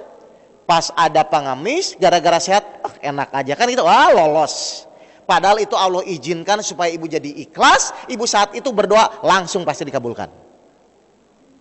Kan janjinya gitu kan? Hanya doa orang ikhlasnya yang langsung dikabulkan oleh Allah. Kesempatan itu pasti ibu sering lewatkan. Ayo. Halo Bu? Jelas ini ibu? Kenapa ibu begini? Karena ibu tidak pernah diajarkan aplikasi supaya kita bisa ikhlas gitu loh. Makanya saya ajarkan 7 metode ini ya. Sabar, sholat, iman, ikhlas, tawakal, bersyukur, prasangka baik, waspada, zikir, perbuatan. Itu tuh semua saya ajarkan cara aplikasinya biar ibu bisa ikhlas. Jadi yang pertama, yang namanya metode ikhlas itu adalah dunia dan isinya karena Allah, kita adapun karena keinginan Allah. Jadi wajar kalau kita melakukan segala sesuatu karena Allah. Kurang ajar kalau ibu-ibu tidak karena Allah. Saya mau nanya, ibu sudah berapa lama kurang ajar sama Allah? Dari zaman baheula. Kenapa ibu jadi tidak paham? Karena ibu selama ini hanya dijali teori, tapi tidak pernah diajarkan cara prakteknya. Ini saya ajarkan. Ngerti Bu? Nah, yang namanya ikhlas pasti perlu latihan. Benar nggak ini? Contoh, ibu tidak biasa olahraga, terus tiba-tiba olahraga. Apa yang dirasakan? Pegal-pegal karena nggak bisa latihan. Saya mau nanya, ibu dari kecil sampai sebesar ini, pernah nggak menyengaja latihan ikhlas? Nah, enggak kan? Repot kan? Makanya pas ada kejadian hati ibu jadi pegal-pegal gara-gara nggak pernah latihan. Jadi bilang aja ikhlas itu sulit, latihan aja nggak pernah kok bilang sulit. Ayo, ikhlas itu secara umum sulit kan kata ibu kan? Jawabannya cuma 2. Pertama, ibu tidak pernah diajarkan caranya. Yang kedua, ibu tidak pernah latihan. Ayo, saya jujur, ibu dari kecil sampai sebesar gini, pernah nggak menyengaja latihan ikhlas? Nggak ada kan? Nunduk, iya memang nggak ada. Ayo, inilah yang terjadi. Makanya ibu kalau ngaji tidak ada tolak ukur tuh begini. Karena ibu tidak diajarkan cara prakteknya. Jadi akhirnya pusing-pusing lagi gitu loh. Padahal segala sesuatu di muka bumi ini harus latihan. Untuk bisa nyetir pun kan harus latihan kan? Baik, sekarang saya mau nanya. Ibu kalau ingin latihan, berarti perlu suami yang ikhlas atau yang tidak ikhlas kalau mau latihan? Nah, seneng gak dapat suami tidak ikhlas? Kan nggak mau lagi ini, gimana ini mau latihan? Nah, kalau ibu ingin latihan, ya, kalau ibu ingin latihan ikhlas, berarti perlu teman yang ikhlas atau yang tidak? Nah, seneng nggak dapat teman yang tidak ikhlas atau malah dijauhin? Halo? Tuh kan bingung lagi ini. Nah, terus gimana ibu mau belajar ikhlas kalau seluruh ruangan ini udah ikhlas semua? Gimana ibu mau belajar ikhlas? Ikhlas itu kita perlu latihan. Contoh ya, contoh gini. Gimana apa yang paling gampang? Gini aja. Ibu misalnya punya kue nih, punya kue ya. Samping kanan tetangga baik, samping kiri tetangga pelit. Kira-kira kalau ibu ingin latihan ikhlas, ibu kasihnya ke yang mana? Yang baik atau yang pelit? Nah, niatkan. Ya Allah, saya mau latihan ikhlas. Berarti saya harus kasih ke tetangga yang pelit. Nah, ibu kasih nih ke tetangganya. Bu, ini ada kue. Terus tetangga pelit bilang, tumben nih, ada apa? Kalau ibu ikhlas, ibu tersinggung atau tidak? Kenapa? Karena fokus kita kepada Allah. Berarti kalau ibu tersinggung, ibu wajar atau kurang ajar? Ibu yang kurang ajar. Lo harus latihan, makanya ini saya ajarkan cara latihannya. Nah, kalau ibu pas ngasih itu dibilang tumben tapi ibu tetap plong hatinya, berdoa pada saat itu. Kalau saya ajarin ibu, minta langsung bahagia dunia dan akhirat. Karena pada saat itu ibu dalam kondisi ikhlas. Harusnya ibu senang gak sama tetangga yang pelit? Kalau tetangga yang baik dikasih, aduh makasih Bu Eka, gak usah latihan itu mah. Loh, bukan gak usah dikasih, maksudnya itu gak perlu latihan gitu loh. Justru kita harus muncul rasa ikhlas itu dari lawan gitu loh. Bener gak ini? Contoh ibu dalam organisasi ini, majelis taklim ya. Misalnya ibu sudah ngurus sana, ibu organisasi Bu Eka udah kesini. Terus teman-temannya gak menghargai. Harusnya kalau ibu tahu teman-teman tidak menghargai ibu tetap plong atau tetap, aduh kenapa sih gak ada yang menghargai saya? Atau begitu? Kenyataannya? Hah? No. Lah. Justru semakin ibu tidak dihargai, semakin senang karena Allah semakin menambah pahala ibu. Loh, makanya ini kan merubah pola. Ini merubah pola berpikir. Aneh kan? Ibu pengen kenyang tapi nggak mau makan gitu loh. Ibu pengen jago berenang tapi nggak mau basah. Ibu pengen ikhlas tapi nggak mau dekat orang yang tidak ikhlas, kan nggak bisa Bu. Kan harus latihan. Makanya ibu nggak ikhlas, akhirnya jadi sulit gara-gara nggak pernah latihan. Paham ibu-ibu semua? Nih sekarang saya akan kupas biar ibu semakin paham tentang ikhlas ya.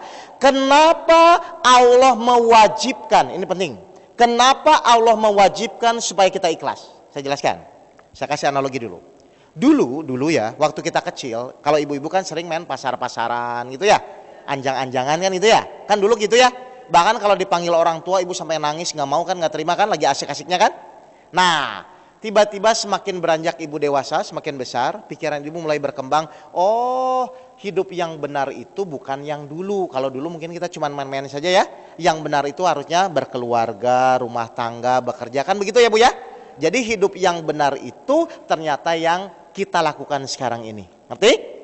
Berarti waktu kita kecil ternyata kegiatan kita tuh hanya main-main. Setuju ya? Nah, apa maksudnya? Saya buat dua kesimpulan. Ternyata hidup manusia itu cuma dua Bu. Satu, kehidupan yang main-main saja. Dan yang kedua, hidup yang sebenarnya yang sekarang kita jalani. Ngerti ini Bapak Ibu? Paham ya? Baik. Sekarang saya mau nanya. Kehidupan manusia pun begitu Bu. Hanya dua. Satu kehidupan di dunia. Satu kehidupan di akhirat. Setuju ini? Sekarang saya mau nanya. Kehidupan yang sebenarnya yang akan kita jalani itu tuh di dunia atau di akhirat? Oke ya, jadi kehidupan yang sebenarnya itu adalah apa yang kita metik hasil nanti di akhirat nanti. Jelas ini Ibu? Nah, saya mau nanya, yang akan membedakan kita baik atau buruk nanti di akhirat, itu tuh apa? Amal perbuatan, setuju nih? Atau pahala yang kita kumpulkan waktu ketika kita hidup di dunia, setuju nggak ini? Saya mau nanya, berarti yang akan membedakan ibu jadi baik atau buruk nanti di akhirat adalah pahala yang kita kumpulkan. Setuju nggak ini? Nah, saya mau nanya sekarang. Kalau memang yang menjadi poin penting itu pahala, berarti ketika kita hidup di dunia, kita harus secepatnya selalu dalam kegiatan itu menghasilkan pahala atau tidak? Sedangkan pahala bisa dihasilkan kalau kita berbuat apa? Ikhlas. Kalau baik tapi bukan karena Allah nggak bisa loh. Sholat aja kalau karena mertua nggak dari pahala loh Pak. Ngerti ini? Loh iya bener nggak ini? Jadi kehidupan yang sebenarnya adalah apapun yang kita lakukan di dunia dalam rangka menghasilkan pahala. Berarti kalau tidak menghasilkan pahala sebenarnya itu main-main. Oke, ibu ngaji karena teman menghasilkan pahala atau bukan? Berarti ibu ngaji hanya main-main saja. Loh kan pahala itu bisa diberikan kalau kita hanya karena Allah. Ibu bekerja bukan karena Allah, berarti ibu bekerja hanya main-main saja. Makanya ikhlas itu wajib dan memang wajar. Sekarang saya mau nanya, berapa persen ibu main-main, berapa persen ibu benar-benar karena Allah? Ayo. Baru sadar kan? Makanya saya tadi dari awal saya sudah bilang, Bu, ikhlas itu wajib dan wajar. Kalau ibu tidak melakukan itu, ibu hanya main-main saja. Ibu mengabdi kepada suami. Kalau ibu karena suami ngasih uang banyak dan tidak banyak, berarti ibu selama itu ibu hanya main-main saja, tidak menghasilkan pahala. Sadar kan, Bu? Makanya ayo kita belajar ilmu kehidupan. Saya takutnya ibu selama ini menjalani bukan karena Allah. Cirinya apa, Pak? Hati plong kalau karena Allah. Nah itu justru saya mau ajarin ini biar jangan jadi manusia biasa gitu loh. Lah kan ibu baru kenal saya sekarang, makanya saya mau ajarin ibu biar ibu hidup tidak main-main. Ayo tanya, Bu Eka saya dibayar enggak? Gak ada, saya nggak mau. Kalau saya dibayar, saya hanya main-main saja. Nah, tanya aja. Saya ngomong begini karena saya sudah jalani dulu, Bu. Pahamin ibu-ibu semua? Jadi apa kehidupan yang sebenarnya? Apapun yang kita lakukan di dunia hanya dalam rangka untuk menghasilkan pahala. Sedangkan pahala bisa dikasih kalau kita ikhlas karena Allah. Kalau ibu sedikit saja bukan karena Allah, berarti bapak ibu main-main saja. Nggak apa-apa. Ibu merenung sedikit, saya nanti minta maaf. Kan gitu. Karena ibu biasanya nggak sadar ini gitu loh. Pokoknya ya ikhlas, seakan-akan ikhlas itu biasa aja. Enggak, Bu, kalau ibu tidak ikhlas ibu main-main aja. Rugi. Makanya ada ayatnya, nanti ada kebanyakan orang tuh seperti apa? Batu hitam, air ada pasir, lalu oleh air hujan, hilang semua begitu saja. Paham, Bu? Jadi mari sekarang belajar luruskan niat. Bagaimana Pak supaya memulai dari hal yang bisa kita lakukan? Gini aja, saya mau nanya. Ibu kalau ngasih ke pengemis di perempatan kalau 100.000 berat atau plong? Oke, 50.000 berat atau plong? Oke, 2.000. Ah, udah 2.000. Nggak apa-apa. 2.000 dulu deh, 2.000 dulu ya. Nah, ibu 100.000 uangnya. 100.000 enggak, latihan dulu. 100.000, ibu sekarang pecahin 2.000-an, simpan. Saya mau latihan ikhlas ya Allah gitu ya. Mau di motor, di mobil siap. Nah pas perjalanan tiba-tiba pengemis datang. Kalau memang ibu mau latihan siap nggak? Pas ngasih 2.000 pengemisnya sehat segar bugar. Dikasih nggak sekarang? Kasih aja. Kasih nggak? Latihan. Kalau ibu plong ya. Jalan terus sebulan. Kemudian coba naikkan. Masa 2.000 terus? Naikkan. 5.000 plong nggak? Kalau 5.000 plong, naikkan lagi. 10.000. Kalau 10.000 plong, naikkan lagi. Oh berat Pak 20. Ya udah 10.000 aja. Karena ikhlas itu bukan besar kecilnya, tapi rasa kita plong kepada Allah. Itu harus ibu latih itu. Kalau nggak dilatih tetap berat Bu nanti Bu. Ya, jadi ibu latihan, kasih aja. Lihat ya, kalau ibu nanti benar-benar lulus dengan pengemis yang di perempatan itu, nggak akan ketemu lagi Bu sama Allah. Karena ujian ikhlasnya sudah lulus. Nah kalau ibu di pasar ketemu pengemis itu aja, berarti ibu tidak lulus. Ibu terjebak di sarananya, ibu lupa pelajarannya. Padahal pelajarannya ikhlas, sarananya lewat pengemis. Karena kalau ibu sudah lulus biasanya nggak akan ketemu lagi pengemis itu, saya udah ngalamin. Jadi misalnya kan saya ketemu nih, waktu itu tuh ada pengemis yang sering aja datang ke rumah. Dulu waktu saya di Cikarang, datang aja. Saya tuh kesel Bu. Terus saya diajarin sama guru saya, Mas Oke, kalau Mas Oke ikhlas pasti nggak akan ada lagi. Bener. Loh kan lu udah lulus, ngapain Allah buat sarana lagi pengemis itu gitu loh. Jadi kalau ibu ketemu di pasar pengemis itu lagi, Ah, berarti nggak lulus bertahun-tahun. Iya, ibu nggak naik kelas-kelas kan bertahun-tahunnya SD terus gitu ikhlasnya. Paham ibu? Nah, sekarang paham ya? Sekarang saya mau nanya, ibu mau saya ajarin keikhlasan yang terbesar. Silakan Bu.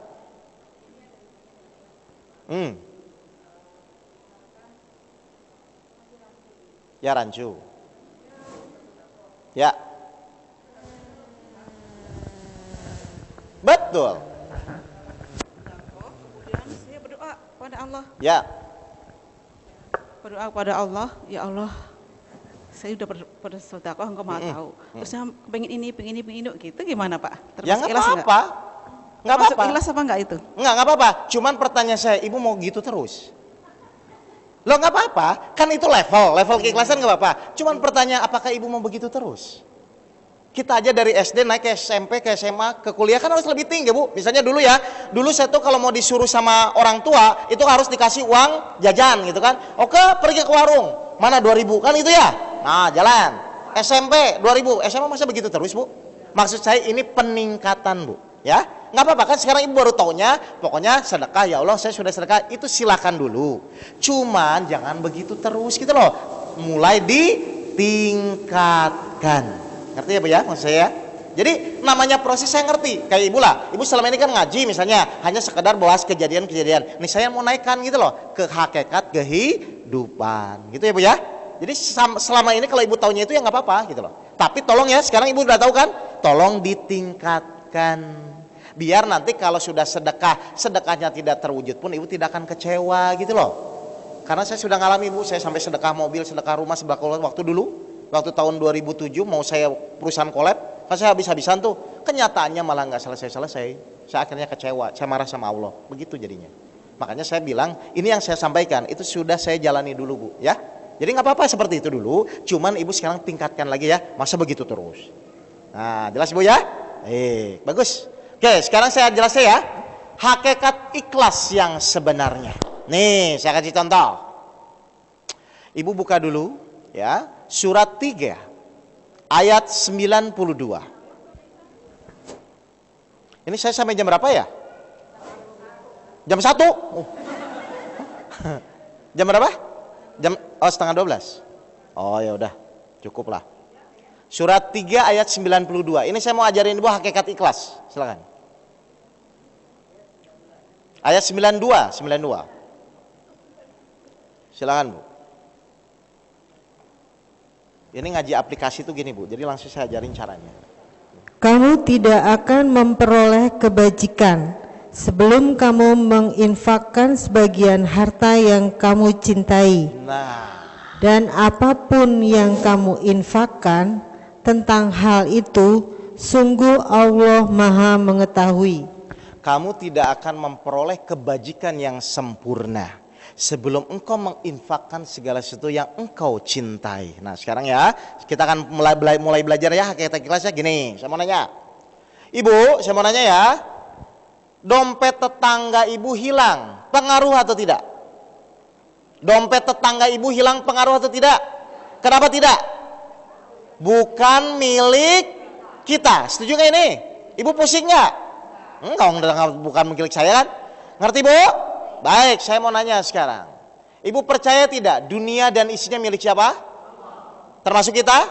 Oke, uang ibu hilang, pengaruh nggak? Saya ulang lagi. Baru saya putar sedikit, udah bingung nih. Ayo, dompet tetangga kita hilang, pengaruh atau tidak? Kenapa tidak pengaruh? Bukan milik kita. Paham ini? Oke, dunia dan isinya milik siapa? Uang kita milik siapa? Uang ibu hilang, pengaruh nggak? Iya, ini kenyataannya. Tuh kan? Kenapa? Kok kita terpengaruh? Kenapa? Karena selama ini kita selalu merasa memiliki. Oke, baca lagi Bu, biar jelas ayatnya, lihat. Ini saya mau ajarin Ibu biar plong nanti. Kamu tidak akan memperoleh kebajikan. Memperoleh kebajikan yang sempurna sebenarnya. Terus? sebelum kamu menginfakkan sebagian harta yang kamu cintai. Cintai. Kenapa kok urusannya sama mencintai? Karena kalau ibu sudah merasa mencintai, pasti rasa memiliki ibu tinggi. Sehingga ibu sulit untuk melepas segala sesuatu yang dicintai. Padahal ibu sadar semua itu adalah milik Allah.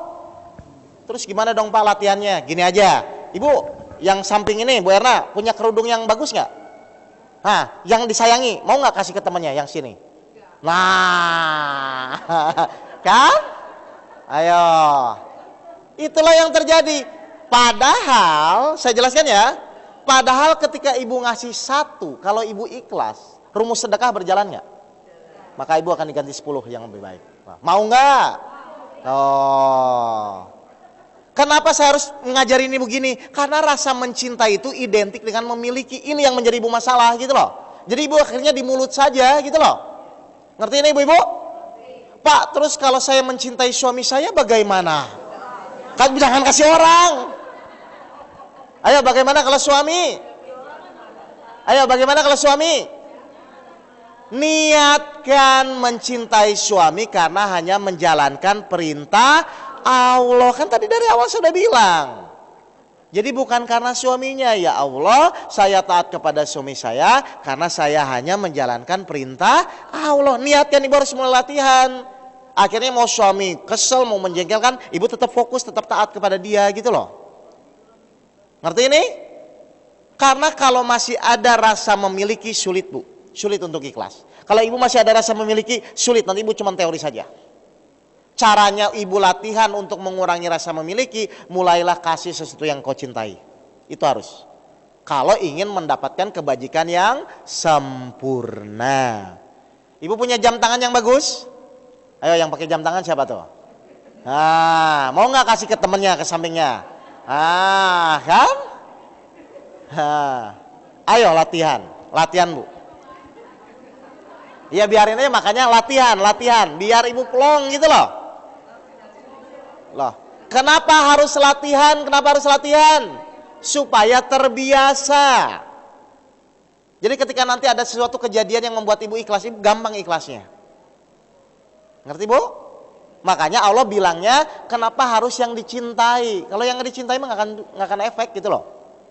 Contoh, ibu punya baju yang udah nggak kepake, gampang lepasnya. Tapi yang ibu baru pakai, cintai, baru beli, mau nggak? Nah itu latihan itu. Berat kalau tidak latihan.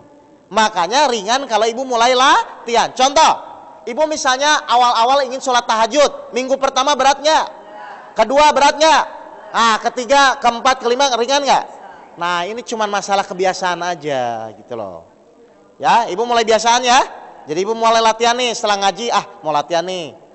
Misalnya, wah ibu sama 100.000 sama 2.000 cinta mana? Nah kali-kali ke tukang parkir kasih biar kaget. Nih pak, parkir 100.000. Sebulan sekali boleh lah bu. Nggak usah tiap hari, sebulan sekali. Ini latihan loh ini. Ya. Nggak akan bangkrut kok, ibu nggak akan miskin sedekah 100.000 ke tukang parkir. Lah ibu aja ke mall berapa kalau sekali makan? Itu tuh depan tuh mall tuh. Ayo, namanya segala sesuatu harus dilatih. Saya yakin ibu nggak pernah menyengaja latihan ikhlas, makanya berat begini. Ibu-ibu jelasin ibu. Jadi kalau ibu ingin berlatih ikhlas, suka tidak suka, ibu harus punya lawan tidak ikhlas. Suka tidak suka harus ada kejadian tidak ikhlas. Itu bisa latihan. Kalau seisi ruangan ini ikhlas semua, ibu bingung nanti latihan sama siapa. Sama majelis Muhammad Ramadan aja, tuh kajiannya sama. Tapi mereka udah duluan sih, mereka udah ilmu lanjutan, bukan? Ini kan masih metode nih. Kalau di Muhammad Ramadan saya setahun udah latihan ilmu kehidupan yang lainnya. Udah nggak bahas begini, kehidupan ada ilmu kehidupan. Jadi setelah 7 metode, ya setelah 7 metode ini kita masuk ke ilmu kehidupan nanti. Saya akan ajarin ibu bagaimana mengenal Allah, bagaimana supaya dan lain itu ada. Ini masih metode ini, masih dasar ya. Ngerti nih ibu-ibu ya? Betul, karena ibu suka tidak suka akan diuji oleh Allah gitu loh. Cuman pikirannya tolong jangan kejebak di kejadiannya. Di sarananya jangan ya, fokusnya ini pelajaran ikhlas. Berarti ibu harus lulus ikhlasnya, itu cepat nanti. Ya karena nggak latihan kayak Ibu Erna tadi bilang. Lah sekarang gini saya mau nanya. Ibu nggak pernah senam, tiba-tiba senam, apa yang dirasakan? Pegal-pegal ibu aja nggak pernah latihan pegal kan? Sekarang ibu bilang berat, latihan aja nggak pernah, kok berat? Latihan dulu bu, baru nanti ngomong berat pas di latihan gitu loh. Ini latihan kan belum pernah. Kan ibu belum pernah latihan ikhlas kan kayak tadi saya ajarkan kan belum kan? Padahal sederhana kan? Padahal ibu latihan dulu. Nanti kalau udah latihan berat, nanti kita diskusi nanti beratnya di mana gitu loh. Sekarang kan latihan aja belum kan? Ibu latihan dulu ya. Ya bu ya, latihan, cairin uangnya. 100.000, 2.000-an, kasih gitu. Ya terserah ibu. Ayo. Kalau tetangganya soleh semua, ibu bisa latihan ikhlas nggak? Ibu harus cari tetangga ke kampung lain ntar. Nah, harusnya ibu bersyukur Allah kasih sarana latihan. Kalau bisa itu traktir tuh yang gosipin sini. Karena kamu gosipin saya bisa latihan ikhlas, saya traktir kamu gitu loh. Iya. Jelas ibu-ibu semua? Karena kalau ibu tidak ikhlas, hidup ibu hanya main-main saja. Paham ibu-ibu? Baik, ikhlas selesai ya. Ada lagi pertanyaan?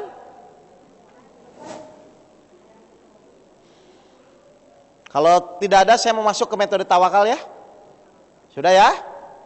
Ikhlas sudah ya? Tinggal latihan ya. Mudah-mudahan ini ibu ikhlas semua. Ingat ya, kalau ibu nanti pada saat kejadian terus ibu plong, ibu ingat ya, berdoa langsung ya bu ya. Doanya jangan nanggung-nanggung, itu bahagia dunia dan jadi langsung dikabulkan, nanti Allah bimbing gitu loh. Jadi misalnya ada kejadian nih, ibu diomongin tetangga nih, tapi ibu plong gitu ya. Nah ibu plong itu langsung berdoa ya. Jangan lupa ya bu ya. Ya silakan. Ya digosipin. Ya.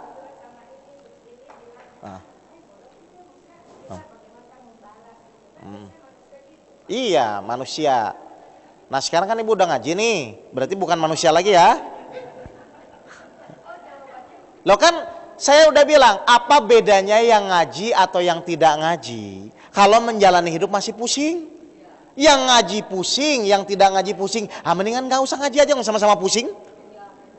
Ngaji itu harus membuat ibu semakin tenang di dalam menjalani hidup. Itu kuncinya ya. Makanya kajian saya nggak mau cuman kajian kuping. Ibu harus praktek, ibu harus berubah gitu loh. Ya, ngerti ya ibu ya? Baik, sudah ya, kita masuk tawakal ya. Baik, materi ikhlas tutup. Berarti nanti ke pertemuan lagi.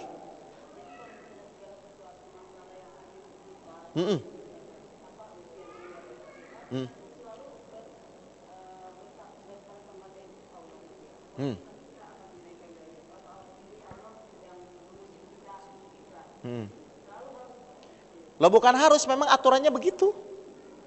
Lo kan?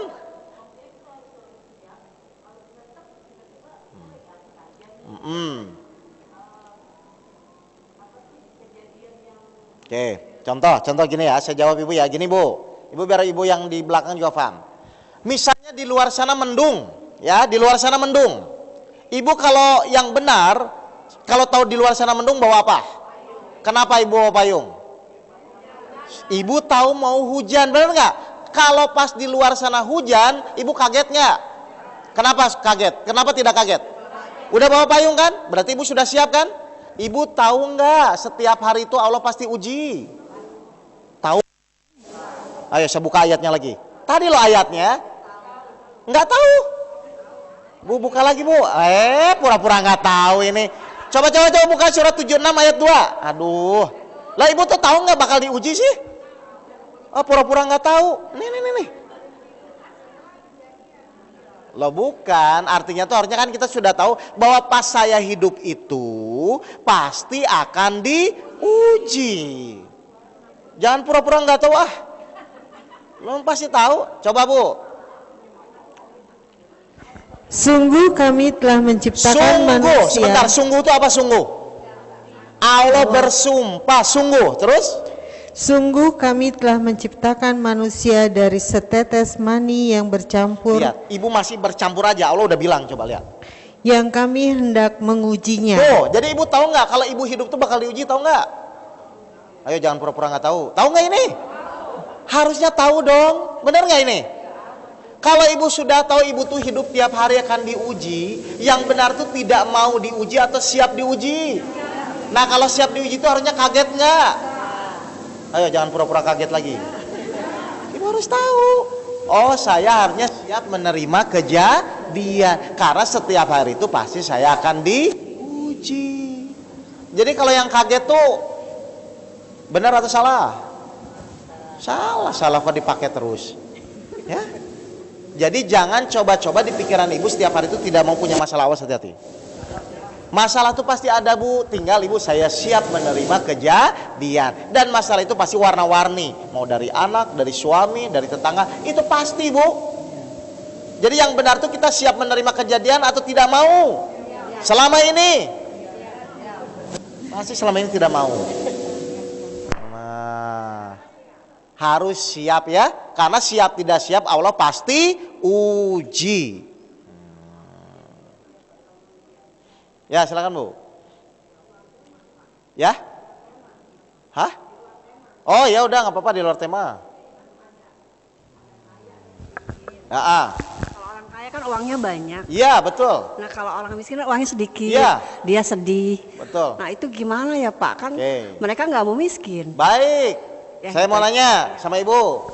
Ibu tuh hidup di dunia tuh ingin cari bahagia atau cari kaya?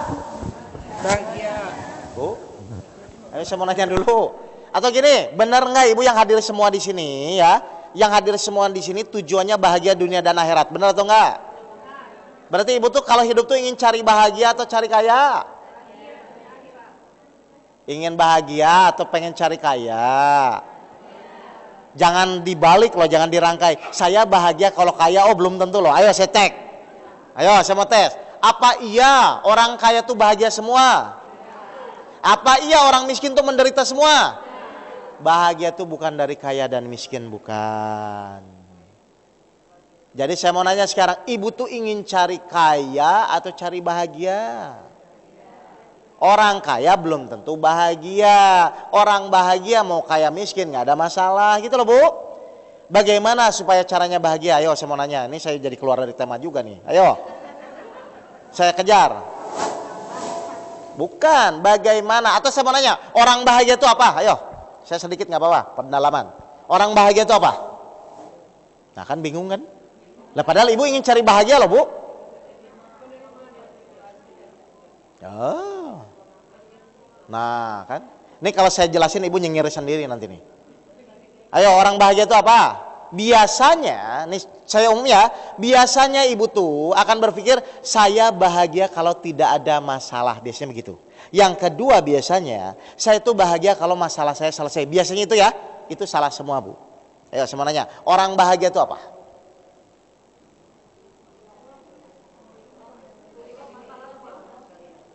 Nah ini ibu hidup bingung semua ini gimana ini Bu? Lah ibu, nah kan ini ya nggak apa-apa karena ibu nggak ngerti ini ya. Oke saya ajarin ya. Nih Bu dengerin ya orang bahagia itu apa ya? Ibu tiap hari minta orang bahagia itu adalah orang yang di jalan yang lurus. Itu loh Al-Fatihah ayat 6 dan 7. Tunjukilah kami jalan yang lurus, yaitu jalan yang engkau beri anugerah nikmat atau kebahagiaan. Jadi orang bahagia itu orang yang di jalan yang lurus. Berarti kalau sekarang ibu belum bahagia, pasti ibu belum sudah. Nah. Lah ibu tiap hari minta loh itu 17 kali sehari semalam Bu Al-Fatihah. Ibu nggak sadar itu? Waduh. Jelas Bu? Jadi mau ibu kaya, ibu miskin, kalau ibu di jalan yang lurus bahagia atau tidak? Pasti bahagia. Karena rumusnya orang bahagia itu adalah orang yang di jalan yang lurus. Kenapa akan bahagia? Allah berjanji. Ketika kita di jalan yang lurus, Allah akan memberikan nikmat atau kebahagiaan. Itu nanti pelajaran lanjutannya Bu ya. Nanti setelah 7 metode selesai, baru kita masuk ilmu kehidupan yang lain. Ibu harus paham dulu iman, sabar, sholat, ikhlas, tawakal. Ibu harus ngerti dulu ini. Paham ya Bu? Ya, jadi bahagia itu di jalan yang lurus. Saya mau nanya, berarti ketika ibu punya masalah, ibu fokusnya masalah selesai atau di jalan yang lurus? Selama ini masalah selesai ya, nggak selesai nanti. Ya nanti saya ajarin nanti ya. Oke kita masuk metode tawakal dulu ya Bu ya. Ini benar nih sampai jam 11:30 nih Bu. Benar? Siap. Kita akan masuk metode tawakal. Ya. Saya mau nanya ibu-ibu, seperti biasa ya. Ibu tanya dulu harusnya, Pak, manfaat tawakal itu apa? Karena ibu harus tahu. Tadi manfaatnya ikhlas apa? Hati plong, doa mudah dikabulkan. Berarti kalau doa ibu belum dikabulkan pasti belum ikhlas. Berarti harus ibu sering latihan ya, ini ya. Baik, sekarang manfaat dari kita belajar tawakal itu apa? Bapak dan ibu? Kok bingung ini? Ya, maksudnya manfaatnya itu apa? Kan ibu tadi minum obat, meskipun pahit ibu minum, manfaatnya karena ibu ingin sembuh. Nah sekarang ibu manfaat ibu tawakal itu apa sih? Bingung kan? Itu mah nanti bu, materi nanti, bukan sekarang. Ayo. Nah saya jelaskan ya. Ibu buka surat 65 ayat 3. Silakan, Bu Eka baca. 65 ayat 3. Silakan dibaca.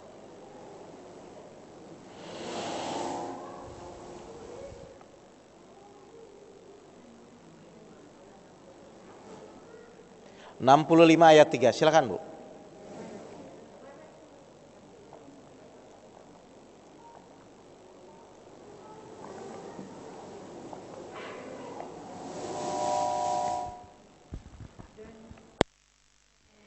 Dan dia memberinya rezeki dari arah yang tidak disangka-sangkanya.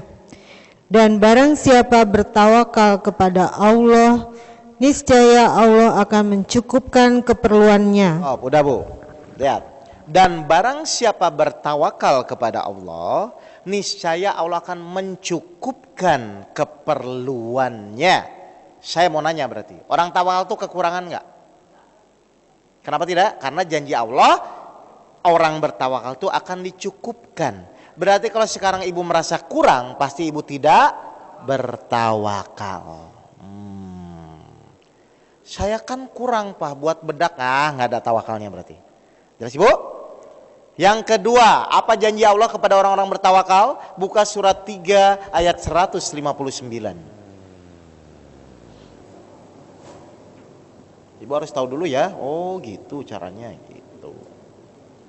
Surat 3 ayat 159. Silakan ibu baca.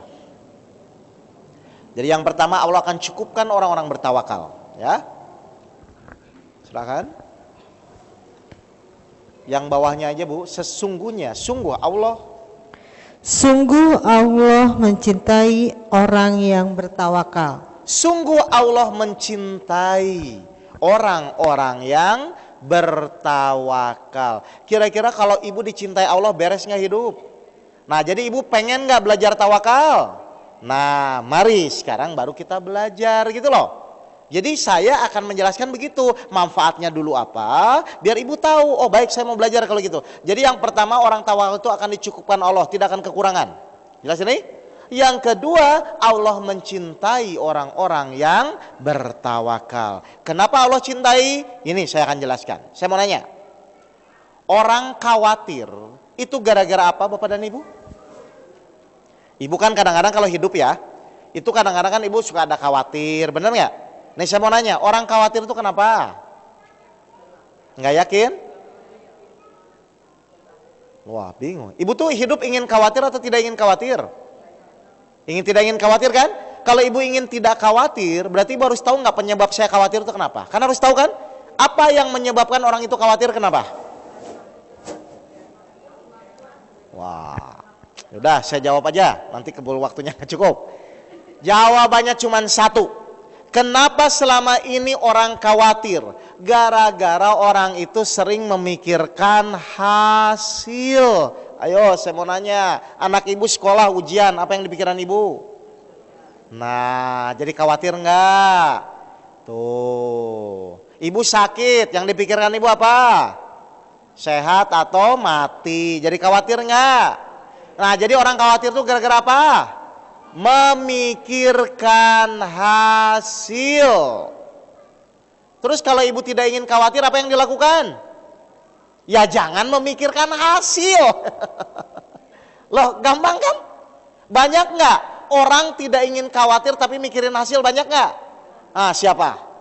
Ini nih. Iya, saya mau nanya, saya mau tahu. Cuman rumusnya apa tadi? Orang khawatir itu gara-gara memikirkan hasil. Kalau ibu tidak ingin khawatir, berarti ya jangan coba-coba memikirkan hasil. Ibu ikhtiar saja. Ngerti ini ibu-ibu? Seperti siapa? Seperti burung pagi hari dengan perut lapar dan kembali dengan perut kenyang. Paham ini? Makanya sekarang kita belajar tawakal ya. Oke, kalau gitu definisi tawakal itu apa? Tawakal itu apa definisinya? Berusaha semaksimal mungkin, hasilnya kita serahkan kepada Allah. Kenapa kok harus hasilnya diserahkan kepada Allah? Kenapa? Karena Allah yang bisa menentukan hasil. Buka surat 28 ayat 88. Saya semua pakai ayat. Silakan buka. Surat 28 Al-Qasas ayat terakhir. Ayat 88. Silakan dibaca.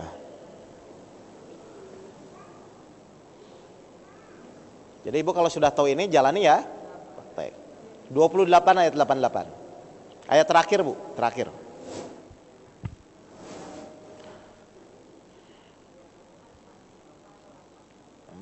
Jangan. Pokoknya ibu harus janji ya, semakin lama ngaji harus semakin tenang. Biar masuk gitu. Silakan bu. Dan jangan pula engkau sembah Tuhan yang lain selain Allah. Tidak ada Tuhan yang berhak disembah selain Dia. Segala sesuatu pasti binasa kecuali Allah. Segala keputusan menjadi wewenangnya dan hanya kepadanya kamu dikembalikan. Segala keputusan menjadi wewenangnya. Jadi yang menentukan keputusan, menentukan hasil siapa? Ingat, manusia itu tugasnya apa? Berikhtiar semaksimal mungkin. Urusan hasilnya diserahkan kepada Allah. Karena Allah yang bisa menentukan hasil. Setuju nggak ini? Oke, sekarang kita kupas bagaimana metodenya. Bagaimana caranya supaya ibu bisa praktek tawakal ya. Nih, kita mulai ya. 1. Setuju atau tidak? Bahwa manusia, semua manusia di muka bumi ini tidak bisa menentukan hasil. Setuju atau tidak? Kalau bisa orang kaya semua bu, nggak ada yang miskin. Kalau bisa orang sehat semua, nggak ada yang sakit. Benar nggak ini? Berarti manusia tidak bisa menentukan hasil. Setuju ini? Oke, yang kedua, betul tidak? Hanya Allah yang bisa menentukan hasil. Betul atau tidak? Surat 28 ayat 88 ya. Baik, kita rangkai ayat ini. Statement ini kita rangkai. Manusia tidak bisa menentukan hasil. Hanya Allah yang bisa menentukan hasil. Berarti pertanyaan saya, wajar atau tidak? Kalau kita menyerahkan urusan hasil kepada Allah, wajar atau enggak? Berarti kalau sekarang ibu ikut campur urusan hasil, berarti ibu kurang ajar. Sekarang saya mau nanya, sudah berapa tahun ibu kurang ajar sama Allah?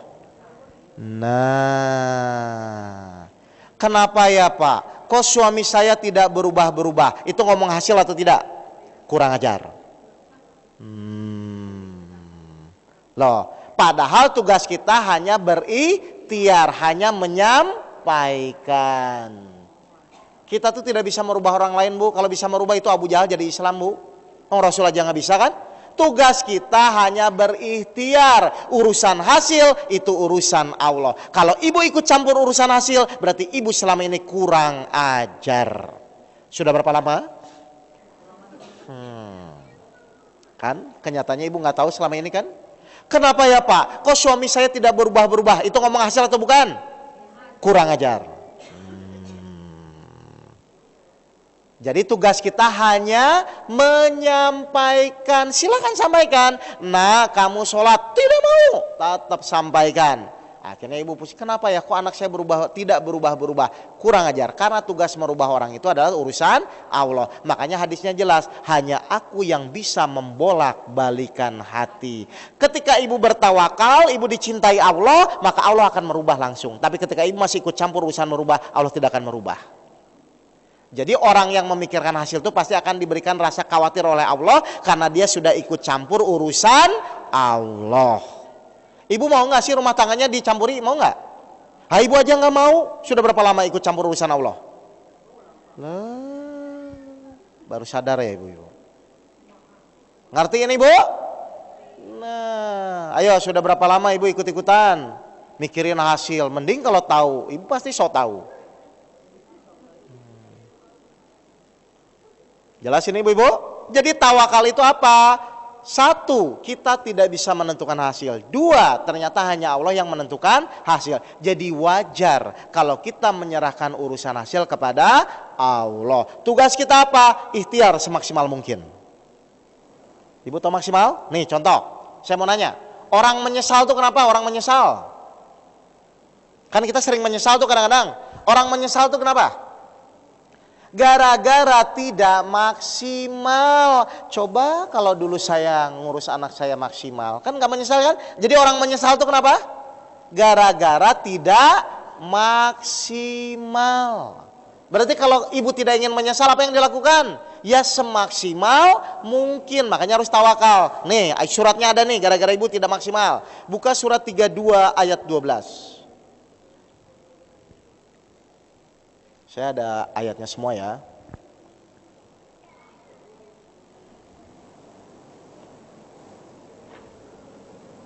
Silakan dibuka.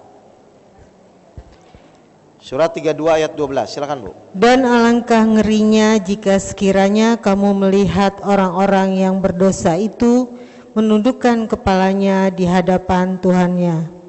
Mereka berkata, ya Tuhan kami telah melihat dan mendengar, maka kembalikanlah kami ke dunia. Niscaya kami akan mengerjakan kebajikan. Sungguh kami adalah orang-orang yang yakin. Nah, saya mau nanya, ini yang ngomong orang hidup orang mati? Jadi orang mati pengen balik lagi ke dunia. Kenapa dia pengen balik lagi ke dunia? Karena dulu di dunia tidak maksimal, makanya menyesal. Terus kata Allah telat.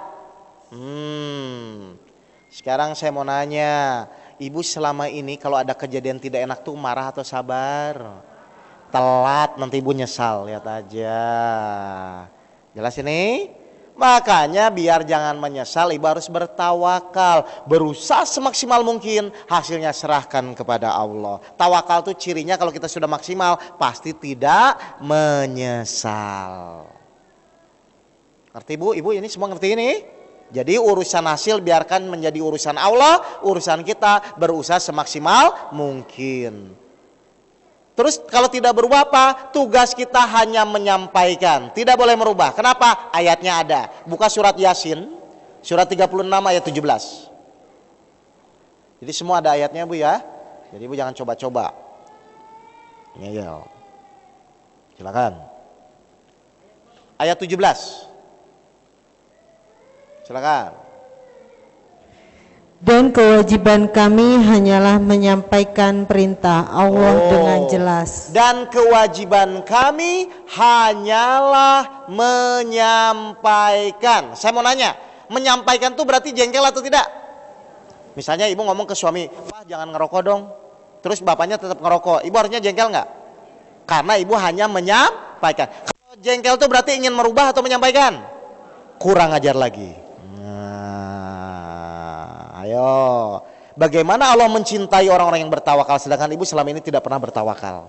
Kalau ibu sudah hanya menyampaikan, "Pak, jangan ngerokok." Oh iya baik. Dia tidak berubah, tetap sampaikan. Allah mencintai ibu, Allah akan rubah suami ibu nanti. Akhlaknya bukan suaminya tetap itu akhlaknya. Yang ngerokok jadi tidak ngerokok gitu loh.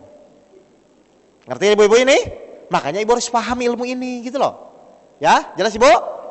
Jadi ternyata kita harus sadar yang namanya merubah hati orang itu adalah urusan Allah. Tugas kita hanya berusaha semaksimal mungkin. Terus Pak, kalau perencanaan planning silahkan, itu salah satu usaha maksimal. Doa silahkan. Tapi kalau hati ibu jengkel gara-gara tidak berubah, itu yang salah. Karena urusan merubah adalah urusan Allah. Paham ibu-ibu semua? Nah sekarang prakteknya. Nah harus sampai praktek kan ya. Saya mau nanya sekarang ibu-ibu, betul tidak yang namanya rezeki itu sudah dijamin Allah? Betul nggak? Berarti kita perlu mikirin nggak? No, nyata. Nyata. Lah kan ikhtiar silakan aja ikhtiar. Enggak, saya ulang lagi. Betul tidak yang namanya rezeki itu urusan Allah? Oke, saya buka ayatnya deh biar nggak usah ngeyel. 11 ayat 6, coba. Saya pakai ayat semua ini nanti. Kalau udah urusan Allah nggak usah dipikirin, itu urusan Allah gitu loh. Ayat 6, silakan. Surat 11 ayat 6. Dan tidak satupun makhluk bergerak atau bernyawa di bumi, melainkan semuanya dijamin Allah rezekinya. Nah, ayo benar nggak ini? Jadi rezeki itu urusan siapa? Allah. Kita boleh mikirin nggak? Kenapa tidak? Bukan urusan kita, nggak usah dipikirin. Tugas kita hanya berikhtiar semaksimal mungkin. Berarti ketika ibu ngomong, aduh saya pusing ini dari mana? Wajar atau kurang ajar? Mas kurang ajar, berarti ibu nggak percaya. Nah, ayo saya kunci sekarang. Jadi jangan coba-coba mikirin yang urusan Allah. Emang ibu sama Allah pintar mana sih? Ya udah, kalau pintar Allah biarin itu urusan Allah. Urusan ibu ikhtiar semaksimal mungkin. Ngerti ini? Jadi kalau ada ibu masih khawatir dengan rezeki, berarti ibu tidak bertawakal, berarti ibu kurang ajar. Ngerti bu? Ayo, siapa yang masih khawatir urusan rezeki? Ayo, halo? Pada diem ini? Pasti ini khawatir semua urusan rezeki ini. Ya, silakan. Loh iya, itu salah satu usaha maksimal. Ibu ikhtiar saja maksimal. Tapi kalau ibu khawatir tidak dapat, khawatir mikir dari mana, salah. Padahal rumusnya tadi apa? Tawakal itu berusaha semaksimal mungkin, ikhtiar, doa silahkan, tapi hasilnya terserah Allah. Jadi kalau ibu khawatir, ibu salah ya, hati-hati ya. Berarti ibu tidak percaya jaminan Allah. Ngerti ini ibu-ibu? Paham gak ini? Nih, biar ibu malu nih. Ibu tahu cicak nggak? Oke, cicak tuh makanannya apa? Oke, secara logika cicak bisa terbang nggak? Nyamuk bisa nggak? Logika dari mana? Cicak yang merayap di dinding, maka nyamuk yang bisa terbang. Masuk akal atau tidak? Secara logika masuk akal nggak? Untung cicak logikanya tidak seperti ibu. Loh iya dong, kalau seperti ibu itu cicak bunuh diri semua. Mana mungkin ya Allah saya bisa makan yang terbang, benar nggak? Alhamdulillah cicak tidak logikanya seperti bapak dan ibu. Kenapa cicak bisa makan? Karena dia bertawakal kepada Allah. Yang penting dia berjalan di dinding, merayap di dinding, lalu Allah ngasih nyamuk ke mulut cicak. Benar nggak? Lihat, cicak bertawakal kepada Allah. Padahal secara logika nyamuk terbang ke sana ke sini, cicak cuman merayap. Secara logika tidak bisa kan? Tapi kenapa cicak tetap makan? Karena dia bertawakal kepada Allah.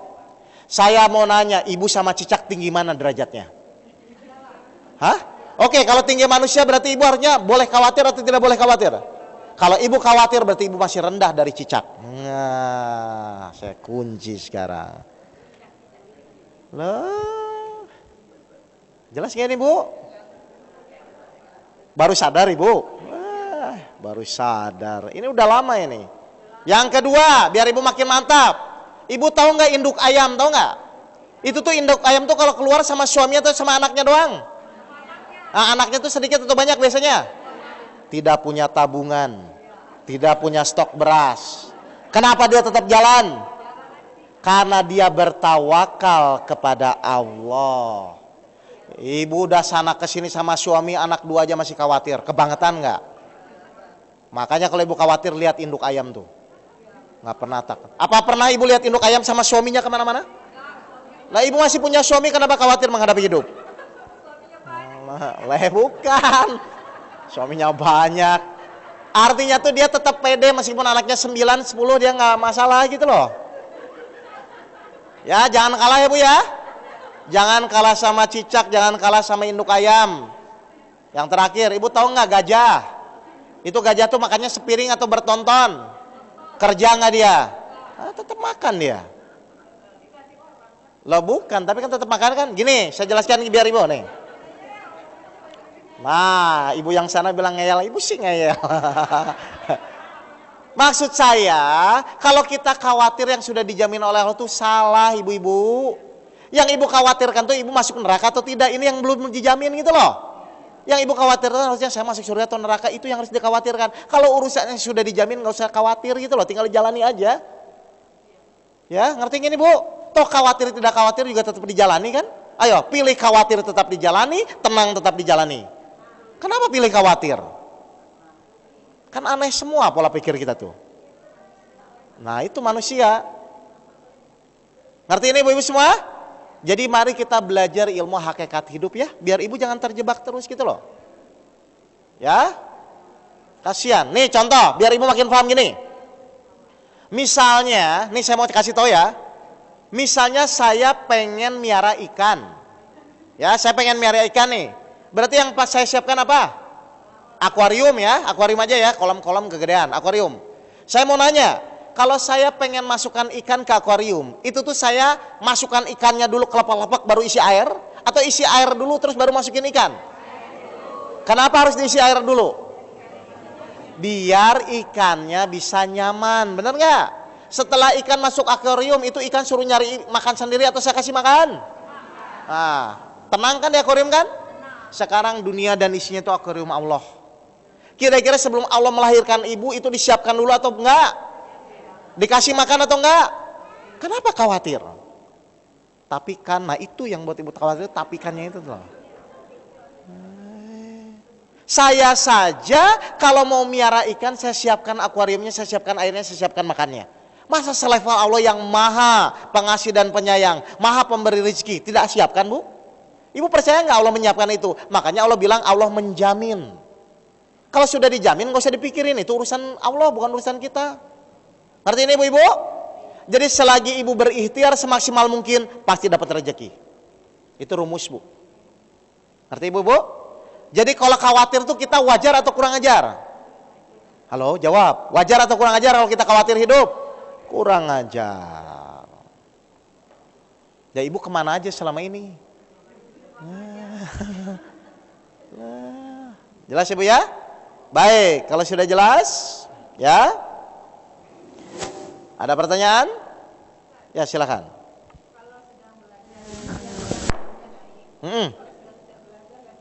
Makanya ibu datang terus ke sini, kan saya tiap bulan. Lah saya sama mereka tiap bulan kajian, ibu datang kajian saya, nanti saya ajarin. Ya?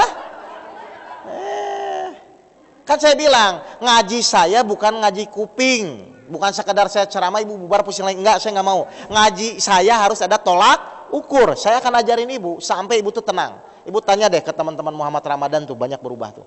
Ya, saya udah setahun lebih di sana, tapi udah nggak bahas ini pendalaman. Ngerti bu ya? Makanya ibu harus datang terus ya. Kalau kajian saya datang, nanti saya ajarin terus bagaimana caranya sholat khusyuk. Nanti ibu lihat YouTube aja deh biar nyambung ya. Di YouTube dulu. Di YouTube tuh ada iman, sabar, sholat khusyuk ada tuh. Ibu harus belajar sholat khusyuk dulu. Kalau enggak ibu celaka loh. Kalau ibu sholatnya jalan-jalan, wassalam. Ya silakan. Ya.